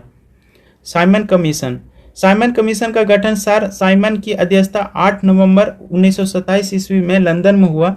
इसमें 7 सदस्य थे, जिसमें एक भी भारतीय नहीं था, जिस कारण इसे व्हाइट मैन कमीशन भी कहा जाता है। साइमन कमीशन का गठन सर साइमन की अध्यक्षता में 8 नवंबर 1927 ईस्वी में लंदन में हुआ। इसमें 7 सदस्य थे, जिसमें एक भी भारतीय शामिल नहीं था, जिस कारण इसे व्हाइट मैन कमीशन भी कहा जाता है। साइमन कमीशन 3 फरवरी 1928 को सर्वप्रथम मुंबई पहुंचा। भारत में साइमन विरोधी आंदोलन का सबसे प्रमुख केंद्र लाहौर बना, जहां उसका नेतृत्व लाला लाजपत राय कर रहे थे। उस आंदोलन के दौरान पुलिस की लाठियों से लाला लाजपत राय बुरी तरह घायल हो गए। कुछ दिनों के पश्चात 17 नवंबर 1928 को उनका निधन हो गया। भारत के तत्कालीन भारत सचिव लॉर्ड वर्केनहेड ने साइमन कमीशन के कार्यों को स्थगित कर दिया। वर्केनहेड की चुनौतियों को स्वीकारते हुए एक 8 सदस्य आयोग का गठन किया, जिसके अध्यक्ष मोतीलाल नेहरू बने, जिसे नेहरू आयोग कहा गया। नेहरू आयोग ने जो सिफारिश दिया उसे नेहरू रिपोर्ट कहा गया। नेहरू रिपोर्ट पर विचार करने के लिए 1928 में दिल्ली में सर्वदलीय सम्मेलन का आयोजन किया, जिसमें मुस्लिम लीग ने उसे मानने से इनकार किया। नेहरू रिपोर्ट पर विचार करने के लिए 1928 में दिल्ली सर्वदलीय सम्मेलन का आयोजन किया गया, जिसमें मुस्लिम लीग ने उसे मनाने से इनकार कर लिया। मोहम्मद अली जिन्ना ने नेहरू रिपोर्ट के विकल्प में 17 सूत्री मांग विस्तृत की। मोहम्मद अली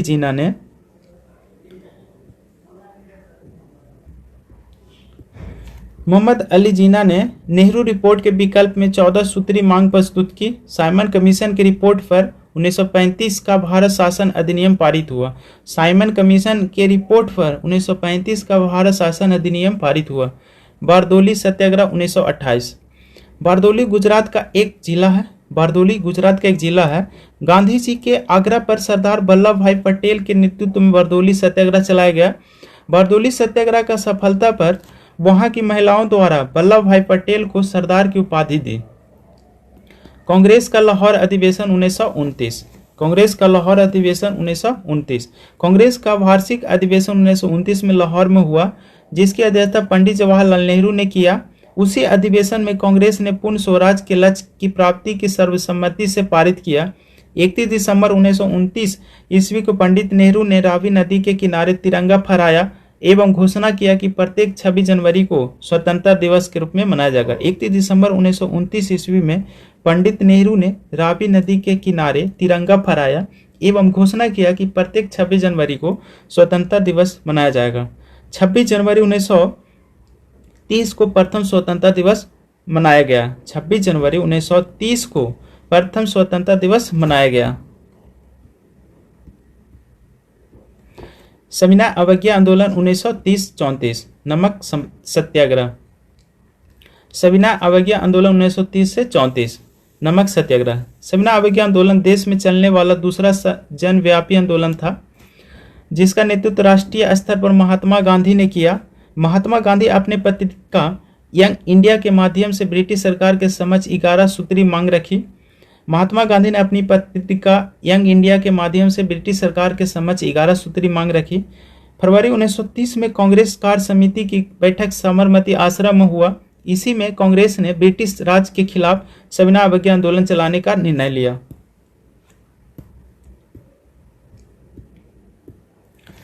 गांधी जी ने 12 मार्च 1930 को साबरमती आश्रम से अपने 78 सहयोगियों के साथ दांडी के लिए प्रस्थान किए, जिसे दांडी मार्च कहा जाता है। गांधी जी ने 12 मार्च 1930 को साबरमती आश्रम से अपने 78 सहयोगियों के साथ दांडी के लिए प्रस्थान किए, जिसे दांडी मार्च कहा जाता है। इन 78 सहयोगियों में बिहार के एक प्रमुख नेता कारो बापू उर्फ गिरिपद चौधरी शामिल थे। गांधी जी के इस दांडी मार्च की तुलना सुभाष चंद्र बोस ने नेपोलियन के पेरिस मार्च तथा मुसोलिनी के रोम मार्च से किया। गांधी जी 240 मील की दूरी तय कर 6 अप्रैल 1930 को गुजरात के नवसारी जिला स्थित दांडी पहुंचकर समुद्र के पास से नमक बनाकर नमक कानून को तोड़ा, जिस कारण इस नमक सत्याग्रह भी कहा जाता है। और इस नमक कानून को तोड़ते हुए 6 अप्रैल 1930 ईस्वी को सविनय अवज्ञा आंदोलन की शुरुआत किया। गांधी जी 240 मील की दूरी तय कर 6 अप्रैल 1930 को गुजरात के नवसारी जिला स्थित दांडी पहुंचकर समुद्र के पानी से नमक बनाकर नमक कानून को तोड़ा, जिस कारण इस नमक सत्याग्रह भी कहा जाता है। और इस नमक कानून को तोड़ते हुए 6 अप्रैल 1930 ईस्वी को सविनय अवज्ञा आंदोलन की शुरुआत किया। सविनय अवज्ञा आंदोलन में महिलाओं ने मंजरी सेना और बच्चों ने वारनी सेना का गठन किया। जब सविनय अवज्ञा आंदोलन में महिलाओं ने मंजरी सेना, बच्चों ने बांडी सेना का गठन किया, तमिलनाडु चक्रवर्ती राजा गोपालचारी बिंद्रायन मार्च, आंध्र प्रदेश पीके पिलय। उस आंदोलन के दौरान बिहार में छपरा के जेल कैदियों ने लंगी हड़ताल का आयोजन किया तथा मुजफ्फरपुर के जेल कैदियों ने लोटा विद्रोह किया। उत्तर प्रदेश गोविंद बल्लभ पंत, गुजरात अब्दुल कलाम आजाद खुदाई खिदमतगार आंदोलन का संचालन खान अब्दुल गफ्फार खां के नेतृत्व में 1929 से ही उत्तरी पश्चिमी सीमा प्रांत में चल रहा था। इस आंदोलन से जुड़े हुए लोग लाल कुर्ता पहनते थे, जिस कारण इसे लाल कुर्ती आंदोलन भी कहा जाता है। लाल कुर्ती आंदोलन भी कहा जाता है। खान अब्दुल गफ्फार खां को फ्रंटियर गांधी या सीमांत गांधी भी कहा जाता है। गांधी जी को 5 मई 1930 को गिरफ्तार कर लिया, लेकिन हिंसक घटनाओं को देखते हुए अंग्रेजी सरकार ने 26 जनवरी 1931 को गांधी जी को रिहा कर समझौता करने की राजनीति बनाने लगा। गांधी जी ने 5 मई 1930 को गिरफ्तार कर लिया, लेकिन हिंसक घटनाओं को देखते हुए अंग्रेजी सरकार ने 26 जनवरी 1931 को गांधी जी को रिहा कर समझौता करने की रणनीति बनाने लगा। तेग बहादुर सप्रू के प्रयासों से गांधी जी और भारत के तत्कालीन वायसराय लॉर्ड इरविन के बीच 5 मार्च 1931 को एक समझौता हुआ, जिसे गांधी इरविन समझौता या दिल्ली समझौता भी कहा जाता है। तेग बहादुर सप्रू के प्रयासों से गांधी जी और भारत के तत्कालीन वायसराय थे लॉर्ड इरविन के बीच 5 मार्च 1931 को समझौता हुआ, जिसे गांधी इरविन समझौता या दिल्ली समझौता भी कहते हैं। मार्च 1931 में कांग्रेस का वार्षिक अधिवेशन कराची में हुआ। इसकी अध्यक्षता सरदार पटेल ने किया। इस अधिवेशन में गांधी जी भाग लेने के लिए कराची जा रहे थे तो इन्हीं काला झंडा दिखाया गया। गोलमेज सम्मेलन। 3 गोलमेज सम्मेलन लंदन में इंग्लैंड के प्रधानमंत्री जेम्स रैमजे मैकडोनाल्ड की अध्यक्षता में हुआ। गोलमेज सम्मेलन 3 हुआ। कहाँ हुआ था? लंदन में इंग्लैंड के प्रधानमंत्री उस समय थे जेम्स रैमजे मैकडोनाल्ड की अध्यक्षता में हुआ। पहला गोलमेज सम्मेलन हुआ था 12 नवंबर 1930 को, द्वितीय 7 सितंबर 1931 को, तृतीय 17 नवंबर 1932 को। 12 नवंबर 1930 को पहला गोलमेज सम्मेलन 12 नवंबर 1930 को, दूसरा हुआ था 7 सितंबर 1931 को, तीसरा हुआ 17 नवंबर 1932 को। कांग्रेस ने मात्र एक द्वितीय गोलमेज सम्मेलन में गांधी जी के नेतृत्व में भाग लिया था, जहां गांधी जी राजपूताना नमक जहाज से लंदन गए थे। तीनों गोलमेज सम्मेलन में डॉक्टर भीमराव अंबेडकर ने अछूतों के प्रतिनिधित्व के लिए भाग लिया। गोलमेज सम्मेलन का उद्घाटन इंग्लैंड के सम्राट जॉर्ज पंचम ने किया था। इंग्लैंड के प्रधानमंत्री अंबेडकर की मांग पर 1932 में कैमुअल अवार्ड या सांप्रदायिक समझौते की घोषणा की। इंग्लैंड के प्रधानमंत्री अंबेडकर की मांग पर 1932 ईस्वी में कैमुअल अवार्ड या सांप्रदायिक पंचायत की घोषणा की। गांधी जी सांप्रदायिक पंचायत के विरोध में पूना के यरवदा जेल में 20 सितंबर 1932 से जेल में आमरण अनशन पर बैठ गए। 26 सितंबर 1932 को मदन मोहन मालवीय के प्रयासों से अंबेडकर और गांधी के बीच एक समझौता हुआ जिसे पूना समझौता कहा जाता है। 26 सितंबर 1932 को मदन मोहन मालवीय के प्रयासों से अंबेडकर और गांधी जी के बीच से एक समझौता हुआ जिसे हम लोग पूना समझौता कहते हैं। अप्रैल 1934 ईस्वी आते आते सविनय अवज्ञा आंदोलन समाप्त हो गया। सविनय अवज्ञा आंदोलन के दौरान महाराष्ट्र, कर्नाटक और मध्य भारत में जंगल कानून तोड़े गए और पूर्वी भारत में ग्रामीण जनता ने चौकीदारी कर अदा करने से इनकार कर दिया। 1934-1940 के बीच की घटना है। साइमन कमीशन रिपोर्ट के आधार पर भारत सरकार अधिनियम 1935 लाया गया, जो अब तक का सबसे बड़ा अधिनियम था। इसमें 321 धाराएं और 10 अनुसूची थी। साइमन कमीशन रिपोर्ट के आधार पर भारत सरकार अधिनियम 1935 लाया गया, जो अब तक का सबसे बड़ा अधिनियम था। इसमें 321 धाराएं और 10 अनुसूची थी। राजगोपालाचारी द्वैध शासन से भी बुरा जीना यह पूर्णतः सड़ा हुआ है। कांग्रेस ने इस अधिनियम का विरोध किया। जवाहरलाल नेहरू इस अधिनियम को अनेकों ब्रेक वाला परंतु इंजन रहित गाड़ी की संज्ञा दिया। कांग्रेस ने इस अधिनियम को विरोध किया। जवाहरलाल नेहरू इस अधिनियम को अनेकों ब्रेक वाला परंतु इंजन रहित गाड़ी की संज्ञा दिया। 1937 में 5 राज्य मद्रास, संयुक्त प्रांत, मध्य प्रांत, बिहार और उड़ीसा। 1937 में प्रांतीय विधानसभा के चुनाव में कांग्रेस का चुनाव चिन्ह पीला बक्सा था। 1937 ईस्वी में प्रांतीय विधानसभा के चुनाव में कांग्रेस का चुनाव चिन्ह पीला बक्सा था। पंजाब में यूनियनिस्ट पार्टी प्रधानमंत्री सिकंदर हयात खां। बंगाल में कृषक प्रजा पार्टी प्रधानमंत्री फजलुल हक। बिहार के पहले मुख्यमंत्री कांग्रेस बाबू बी कृष्ण सी बने, जिसे बिहार केसरी के नाम से भी जाना जाता है। बिहार के पहले मुख्यमंत्री कांग्रेस बाबू बी कृष्ण सी बने, जिसे बिहार केसरी के नाम से भी जाना जाता है। अब्दुल कलाम आजाद ने इंडिया विंस फ्रीडम में लिखा है कि मुस्लिम मूर्ख था जिन्होंने कांग्रेस के समय सुरक्षा की मांग रखा और कांग्रेस उससे भी मूर्ख निकला जिन्होंने सुरक्षा देने से इनकार कर दिया। अब्दुल कलाम आजाद ने इंडिया विंस फ्रीडम में लिखा है कि मुस्लिम मूर्ख था जिन्होंने कांग्रेस के समय सुरक्षा की मांग रखा और कांग्रेस उससे भी मूर्ख निकला जिससे सुरक्षा देने से इनकार कर दिया। 1938 ईस्वी में मुस्लिम लीग का अधिवेशन पटना में हुआ। 1938 ईस्वी में मुस्लिम लीग की अधिवेशन कहाँ हुआ? तो पटना में हुआ। कांग्रेस 28 महीना शासन करने के पश्चात 1939 में विभिन्न प्रांतों से अपने सरकार से इस्तीफा दे दिया। मुस्लिम लीग 22 दिसंबर 1939 ईस्वी को मुक्ति दिवस के रूप में मनाता है। मुस्लिम लीग ने 22 दिसंबर 1939 ईस्वी को मुक्ति दिवस के रूप में मनाता है। कांग्रेस 28 महीना शासन के पश्चात 1929 में विभिन्न प्रांतों में अपना सरकार इस्तीफा दे दिया, इसलिए मुस्लिम लीग 22 दिसंबर 1939 को मुक्ति दिवस के रूप में मनाता है। भारत के तत्कालीन वायसराय लील नीतको ने भारतीयों के द्वितीय विश्व युद्ध में सहायता पाने के उद्देश्य से 8 अगस्त 1940 को एक प्रस्ताव रखा जिसे अगस्त प्रस्ताव कहते हैं। अगस्त घोषणा मॉन्टेगू 1917-18, अगस्त प्रस्ताव लॉर्ड लीथगो 1940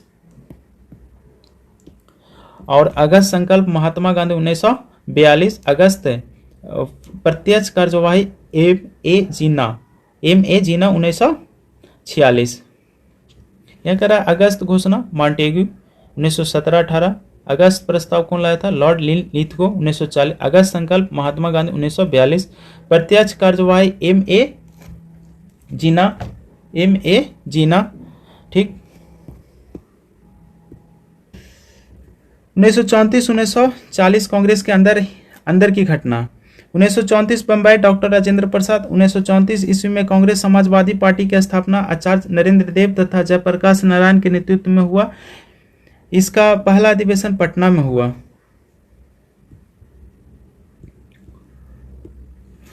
1936 लखनऊ जवाहरलाल नेहरू। इस अधिवेशन में नेहरू ने कहा कि मैं स्वभाव से ही समाजवादी हूँ, मेरा उद्देश्य भारत में समाजवादी राज की स्थापना करना। 1937 फैजपुर महाराष्ट्र, पंडित नेहरू गांव में प्रथम। 1937 अधिवेशन जो हुआ था 1937 में फैजपुर में हुआ था, महाराष्ट्र में है, जो पंडित जवाहरलाल नेहरू ने गांव में प्रथम बार हुआ था। इस अधिवेशन में कांग्रेस ग्राम की स्थापना की गई, जिसका डिजाइन नंदलाल बोस ने किया था, मतलब नंदलाल बोस ने बनाया था। 1938 हरिपुरा गुजरात, सुभाष चंद्र बोस।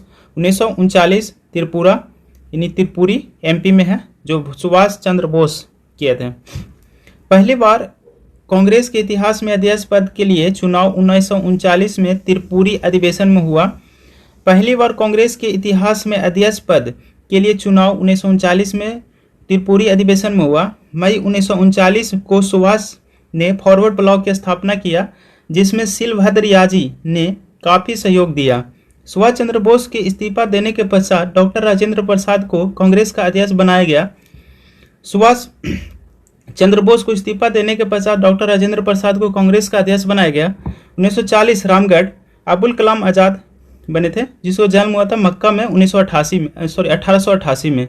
1940 में रामगढ़ में हुआ था, जो अबुल कलाम आजाद, जिनका जन्म हुआ था मक्का 1888 में। हरिजन सेवक संघ 30 सितंबर 1932 अस्पृश्यता निवारण संघ। हरिजन सेवक संघ की स्थापना गांधी जी के द्वारा किया गया। इसकी अध्यक्षता घनश्याम दास बिरला को बनाया गया। महात्मा गांधी के द्वारा 8 जनवरी 1933 को मंदिर प्रवेश दिवस मनाया गया। महात्मा गांधी के द्वारा 8 जनवरी 1933 को मंदिर प्रवेश दिवस मनाया गया। गांधी जी 1934 के भूकंप के बाद बिहार आए। गांधी जी 1934 के भूकंप के बाद बिहार आए। गांधी जी के लिए महाराष्ट्र में वर्धा आश्रम की स्थापना जमना लाल बजाज ने किया। गांधी जी के लिए महाराष्ट्र में वर्धा आश्रम की स्थापना जमना लाल बजाज ने किया। वर्धा आश्रम गांधी जी ने 1937 में शिक्षा के क्षेत्र में एक नई विचारधारा दिया, जिसे वर्धा शिक्षा योजना के नाम से जाना जाता है। इसका प्रारूप जाकिर हुसैन ने तैयार किया। व्यक्तिगत सत्याग्रह 1940 17 अक्टूबर 1940 को गांधी जी ने पावनार नामक स्थान से व्यक्तिगत सत्याग्रह आंदोलन शुरू किया। इस सत्याग्रह के प्रथम सत्याग्रह विनोबा भावे, दूसरा सत्याग्रह पंडित जवाहरलाल नेहरू, तीसरे सत्याग्रह ब्रह्मदत्त थे। इस सत्याग्रह के प्रथम सत्याग्रह विनोबा भावे, दूसरा सत्याग्रह पंडित जवाहरलाल नेहरू, तीसरे सत्याग्रह ब्रह्मदत्त थे। इस आंदोलन को दिल्ली चलो आंदोलन भी कहा जाता है। व्यक्तिगत सत्याग्रह को दिल्ली चलो आंदोलन भी कहा जाता है। भारत में संप्रदायवाद का विकास। कांग्रेस की स्थापना के पश्चात कांग्रेस का विरोध आंदोलन चलाने के लिए अंग्रेजी सरकार ने सर सैयद अहमद खां को तैयार किया। अंग्रेजी सरकार के प्रेरित होकर 1906 ईस्वी में मुस्लिम लीग की स्थापना हुई। अंग्रेजी सरकार से प्रेरित होकर 1906 ईस्वी में मुस्लिम लीग की स्थापना हुई। 1909 ईस्वी के अधिनियम के तहत मुसलमानों को आरक्षण और पृथक निर्वाचन की सुविधा दी गई। 1909 ईस्वी के अधिनियम के तहत मुसलमानों को आरक्षण और पृथक निर्वाचन की सुविधा दी गई। 1930 ईस्वी में मुस्लिम लीग का अधिवेशन इलाहाबाद में, इसकी अध्यक्षता मोहम्मद इकबाल ने किया। 1930 ईस्वी में मुस्लिम लीग का अधिवेशन इलाहाबाद में, इसकी अध्यक्षता मोहम्मद इकबाल ने किया। मोहम्मद इकबाल। इंकलाब का नारा किसने? मोहम्मद इकबाल ने दिया। सारे जहां से अच्छा हिंदुस्तान हमारा, मोहम्मद इकबाल ने पहली बार दो राष्ट्र का सिद्धांत दिया। मोहम्मद इकबाल ने पहली बार दो राष्ट्र का सिद्धांत दिया। 1933 ईस्वी में इंग्लैंड में रहने वाले भारतीय छात्र चौधरी रहमत अली ने पाकिस्तान शब्द का प्रयोग किया। 1933 ईस्वी में इंग्लैंड में रहने वाले भारतीय छात्र चौधरी रहमत अली ने पाकिस्तान शब्द का प्रयोग किया। 1940 मुस्लिम लीग का अधिवेशन लाहौर में हुआ। 1940 मुस्लिम का अधिवेशन लाहौर में हुआ। इसकी अध्यक्षता मोहम्मद अली जिन्ना ने किया। इस अधिवेशन में मुस्लिम लीग ने पाकिस्तान के प्रस्ताव को पारित किया।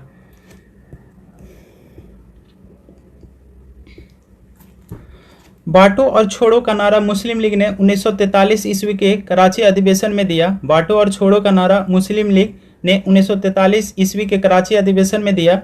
16 अगस्त 1946 प्रत्यक्ष कार्यवाही दिवस, 16 अगस्त 1946 प्रत्यक्ष कार्यवाही दिवस। 14 अगस्त 1947 को पाकिस्तान का निर्माण हुआ। 14 अगस्त 1947 को पाकिस्तान का निर्माण हुआ।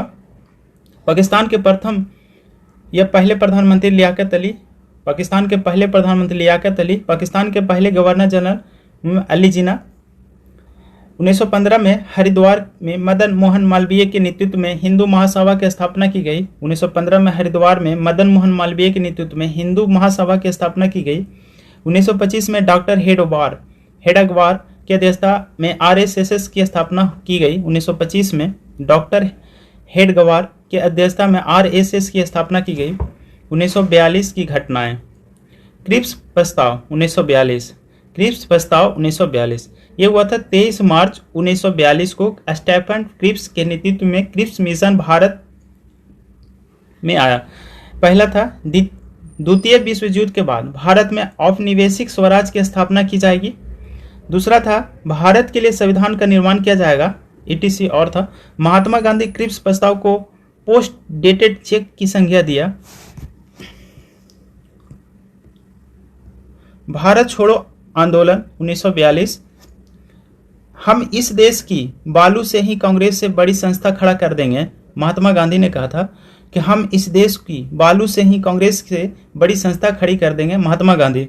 8 अगस्त 1942 को देश भर के कांग्रेस कार्यकर्ताओं का सम्मेलन बम्बई के ग्वालियर टैंक मैदान में हुई।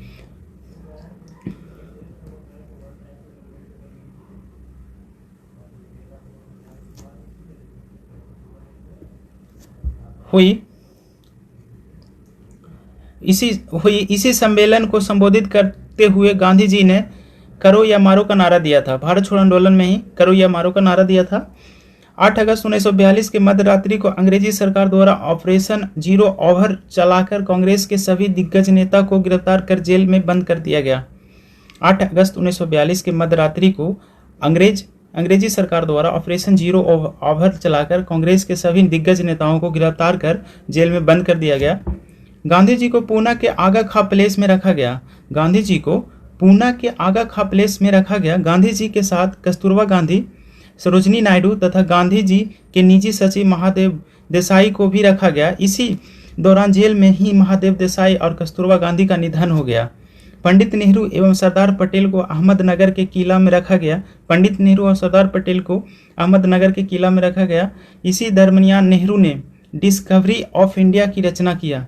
इसी दरमियान नेहरू ने डिस्कवरी ऑफ इंडिया की रचना किया। Jayaprakash Narayan Hazaribagh jail central jail में थे।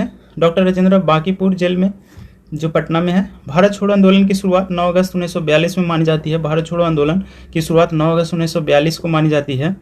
कम्युनिस्ट पार्टी ने उस आंदोलन का विरोध किया। बम्बई से किया जमनालाल बजाज, मद्रास चक्रवर्ती राजगोपालाचारी, मद्रास चक्रवर्ती राजगोपालाचारी, सैनिक प्रांत गोविंद बल्लभ पंत। बिहार में 11 अगस्त 1942 को छात्रों के एक विशाल जुलूस पर सचिवालय भवन के समीप पटना के डीएम आर्चर के आदेश पर गोली चलाया गया, जिसमें 7 छात्र शहीद हो गए, जिसे सचिवालय कांड कहा जाता है। बिहार की 11 अगस्त 1942 को छात्रों के एक विशाल जुलूस पर सचिवालय भवन के समीप पटना के डीएम आर्चर के आदेश पर गोली चलाया गया, जिसमें 7 छात्र शहीद हो गए, जिसे सचिवालय कांड कहा जाता है। इस गोलीकांड का विरोध करते हुए बिहार के तत्कालीन महाधिवक्ता बलदेव सहाय अपने पद से त्यागपत्र दे दिया। भारत छोड़ो आंदोलन के दौरान जयप्रकाश नारायण, वैद्यनाथ झा ने मिलकर नेपाल की तराई में स्थित राजविलास जंगल में हनुमान नगर स्थान पर आजाद रास्ता का गठन किया।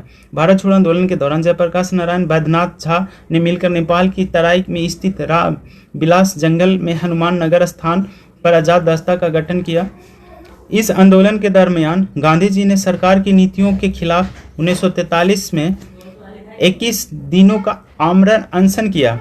इस आंदोलन के दरमियान गांधी जी ने सरकार की नीतियों के खिलाफ 1943 में 21 दिनों का आमरण अनशन किया। 1944 ईस्वी आते आते भारत छोड़ो आंदोलन स्थगित हो गया। 1944 आते आते भारत छोड़ो आंदोलन स्थगित हो गया। Gyan Bindu GS academic modern history का note sir, chapter number 9, Subhash Chandra Bose और आज़ाद हिंद फौज।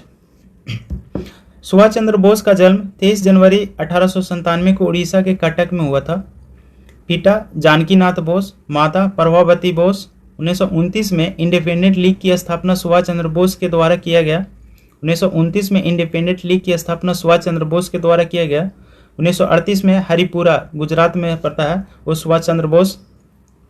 1939 में त्रिपुरा एमपी सुभाष चंद्र बोस अधिवेशन किए थे कांग्रेस का।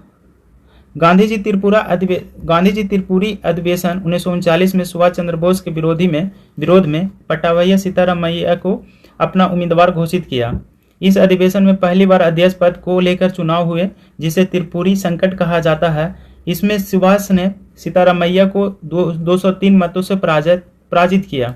गांधी जी त्रिपुरी अधिवेशन में 1939 में सुभाष चंद्र बोस के विरोध में पटावी सीताराम मैया को अपना उम्मीदवार घोषित किया। इस अधिवेशन में पहली बार अध्यक्ष पद को लेकर चुनाव हुए, जिसे त्रिपुरी संकट कहा जाता है।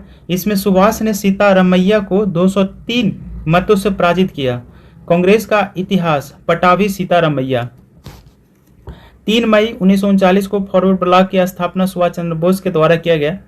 3 मई 1939 को फॉरवर्ड ब्लॉक की स्थापना सुभाष चंद्र बोस के द्वारा किया गया। 1940 में अंग्रेजी सरकार सुभाष को गिरफ्तार कर कलकत्ता स्थित एंग्लिक रोड स्थित सुभाष के आवास में ही उन्हें नजरबंद कर दिया गया।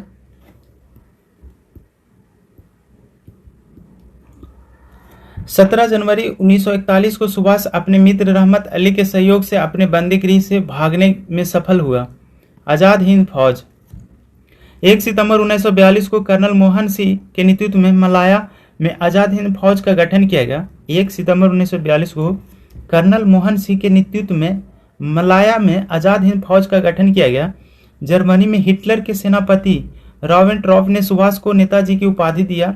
जर्मनी में हिटलर के सेनापति रॉवेंट्रॉप ने सुभाष को नेताजी की उपाधि दिया।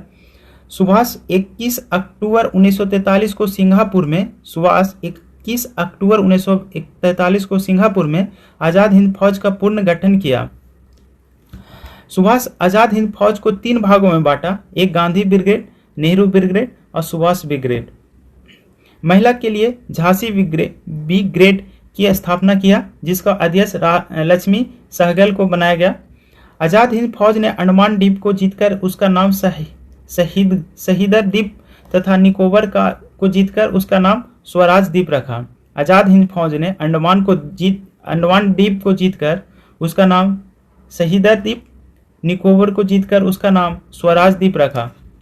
जुलाई 1944 में सुभाष लंगूर के चुंगली हॉल से अपने रेडियो प्रसारण में गांधी जी को राष्ट्रपिता कहकर संबोधित किया। जुलाई 1944 में सुभाष चंद्र बोस ने लंगूर के चुगली हॉल से अपने रेडियो प्रसारण में गांधी जी को राष्ट्रपिता कहकर संबोधित किया। दिल्ली चलो, जय हिंद, तुम मुझे खून दो, मैं तुम्हें आज़ाद दूंगा, सुभाष चंद्र बोस ने नारा दिए थे। दिल्ली चलो, जय हिंद, तुम मुझे खून दो, मैं तुम्हें आज़ाद दूंगा, सुभाष चंद्र बोस। 6 अगस्त और 9 अगस्त 1945 को अमेरिका द्वारा जापान के 2 नगर क्रमशः हिरोशिमा एवं नागासाकी पर बम गिराने के कारण जापान बर्बाद हो गया। 6 अगस्त और 9 अगस्त 1945 को अमेरिका द्वारा जापान के 2 नगर हिरोशिमा और नागासाकी पर बम गिराने के कारण जापान बर्बाद हो गया। जापान के रूप में जाने के क्रम में 18 अगस्त 1945 को फॉर्मोसा द्वीप ताइवान के निकट हवाई जहाज दुर्घटना में सुभाष को निधन हो गया। जापान से रूप जाने के क्रम में 18 अगस्त 1945 को फॉर्मोसा द्वीप यानी ताइवान के निकट हवाई जहाज दुर्घटना में सुभाष को निधन हो गया। हबीबुल रहमान ने सुभाष का अंतिम संस्कार कर उसके अस्थि कलश को जापान के रेवोनीज मठ में रखा। पनडुब्बी यात्रा था। हबीबुल रहमान ने सुभाष का अंतिम संस्कार कर उसके अस्थि कलश का जापान के रेवोनीज मठ में रखा। नेताजी डेड और एलाइव समर गुहा। सुभाष की मृत्यु की जांच के लिए शाहनवाज आयोग, खोसले आयोग, तथा मुखर्जी आयोग जैसी कमेटी बनी। सुभाष की मृत्यु के जांच के लिए शाहनवाज आयोग, खोसले आयोग, मुखर्जी आयोग जैसी कमेटी बनी। द्वितीय विश्व युद्ध के पश्चात आज़ाद हिंद फौज के सैनिकों के ऊपर दिल्ली के लाल किलों में मुकदमा चलाकर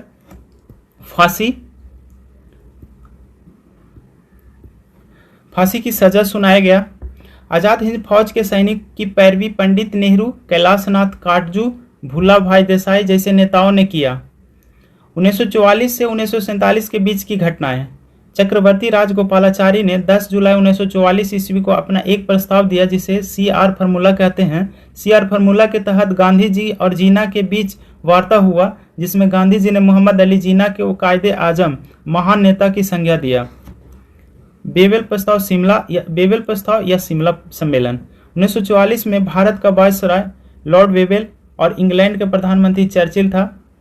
1944 में भारत का वायसराय लॉर्ड वेवेल और इंग्लैंड के प्रधानमंत्री चर्चिल था। चर्चिल के सुझाव पर वेवेल के द्वारा जून 1945 में भारतीयों के समक्ष एक प्रस्ताव रखा गया जिसे बेवेल प्रस्ताव कहते हैं।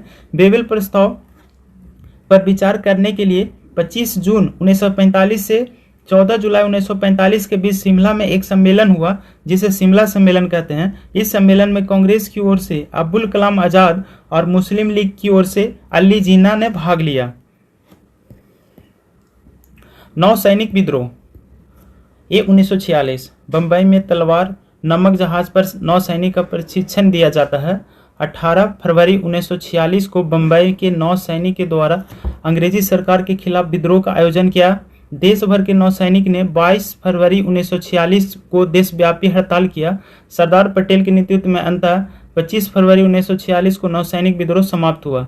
कैबिनेट मिशन योजना 1946, संसदीय मंडल योजना। 24 मार्च 1946 को 3 संसदीय कैबिनेट मिशन भारत पहुंची। उसमें पैथिक लॉरेंस भारत सचिव, MB अलेक्जेंडर नौसेना प्रधान, सैटफर्ड क्रिप्स वाणिज्य प्रधान शामिल थे। प्रधानमंत्री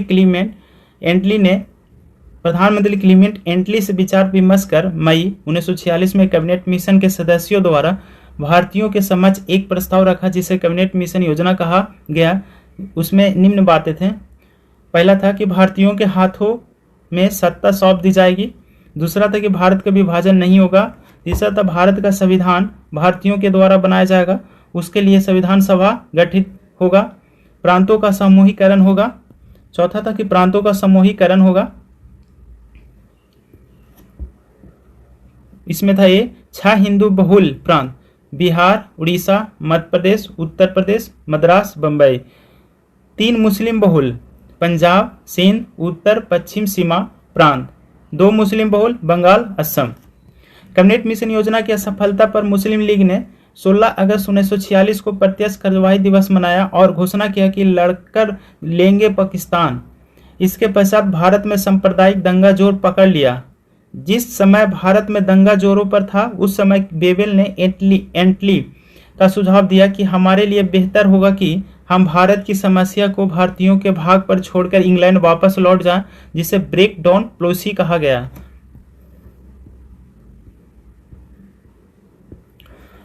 उन्नीस सौ 45 से 47 के बीच की घटना है।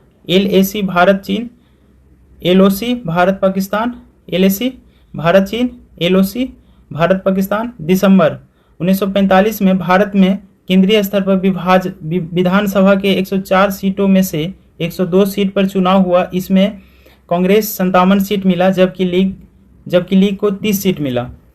अंतरिम सरकार 1946। प्रधानमंत्री नेहरू, गृह मंत्री सरदार पटेल, रक्षा मंत्री बलदेव सिंह, खाद्य एवं कृषि मंत्री राजेंद्र प्रसाद, रेलवे मंत्री आसफ अली। अक्टूबर 1946 में मुस्लिम लीग के 5 सदस्य अंतरिम सरकार में शामिल हुए। वित्त मंत्री लियाकत अली, स्वास्थ्य मंत्री गजानतर अली खां, जोगेंद्र नाथ मंडल, विधि मंत्री, संचार मंत्री अब्दुल रब नस्तर, वाणिज्य मंत्री आई चुंदरीकर। प्रांतीय स्तर पर जो चुनाव हुए उसमें से 6 प्रांतों में कांग्रेस को पुनः बहुमत मिला जबकि 8 प्रांतों में कांग्रेस सरकार बनाने में सफल रही। बंगाल और सिंध में मुस्लिम लीग की सरकार बनी। बंगाल और सिंध में मुस्लिम लीग की सरकार बनी। 20 फरवरी 1947 को इंग्लैंड के प्रधानमंत्री क्लीमेंट एटली ने घोषणा किया कि जून 1948 तक भारत की सत्ता भारतीयों के हाथों सौंप दी जाएगी। 20 फरवरी 1947 को इंग्लैंड के प्रधानमंत्री क्लीमेंट एटली ने घोषणा किया कि जून 1948 तक भारत की सत्ता भारतीयों के हाथों सौंप दी जाएगी। 24 मार्च 1947 को माउंटबेटन भारत का वायसराय बनकर भारत पहुंचा। 24 मार्च 1947 को माउंटबेटन भारत का वायसराय बनकर भारत पहुंचा। 3 जून 1947 को माउंटबेटन ने अपनी योजना की घोषणा किया कि जिसे माउंटबेटन योजना कहा गया, उसमें निम्न बातें कही गई। 15 अगस्त 1947 को भारत की सत्ता भारतीयों के हाथों सौंप दी जाएगी। भारत का विभाजन होगा, पाकिस्तान का निर्माण होगा। देशी रियासत को यह अधिकार हुआ कि वह भारत में मिले या पाकिस्तान में यह स्वतंत्र है, etc।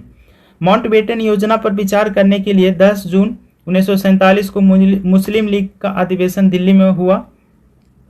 माउंटबेटन योजना का विचार करने के लिए 10 जून 1947 को मुस्लिम लीग का अधिवेशन दिल्ली में हुआ, जिसकी अध्यक्षता जिन्ना ने किया। माउंटबेटन योजना पर विचार करने के लिए 14 जून 1947 को कांग्रेस की बैठक दिल्ली में हुई, जिसकी अध्यक्षता डॉक्टर राजेंद्र प्रसाद ने किया। 14 जुलाई 1947 को इस प्रस्ताव को इंग्लैंड के संसद में रखा गया, जिसे 18 जुलाई 1947 को स्वीकृति मिल गई।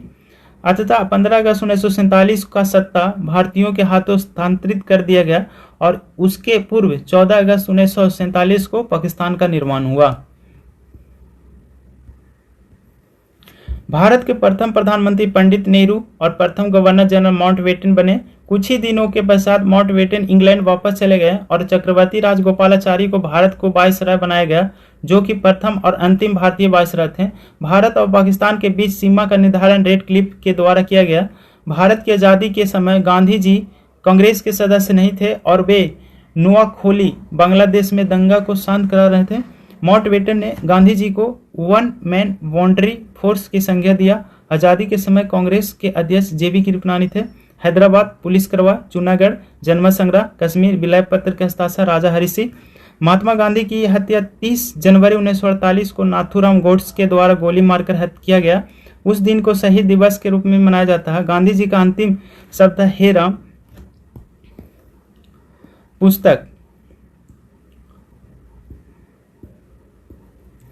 Terms Bhisham Sahni, train to Pakistan खुशवंशी, भारत विभाजन के गुनहगार राम मनोहर लोहिया, भारत विभाजन के गुनहगार Ram Manohar Lohia, divide and quit पेंडरल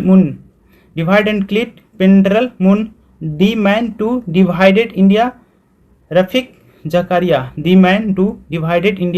Zachariah, Som Prakash, Ishwar Chand Vidyasagar, Subah Azadi, Faiz Ahmad Faiz, Al Hilal, Abul Kalam Azad.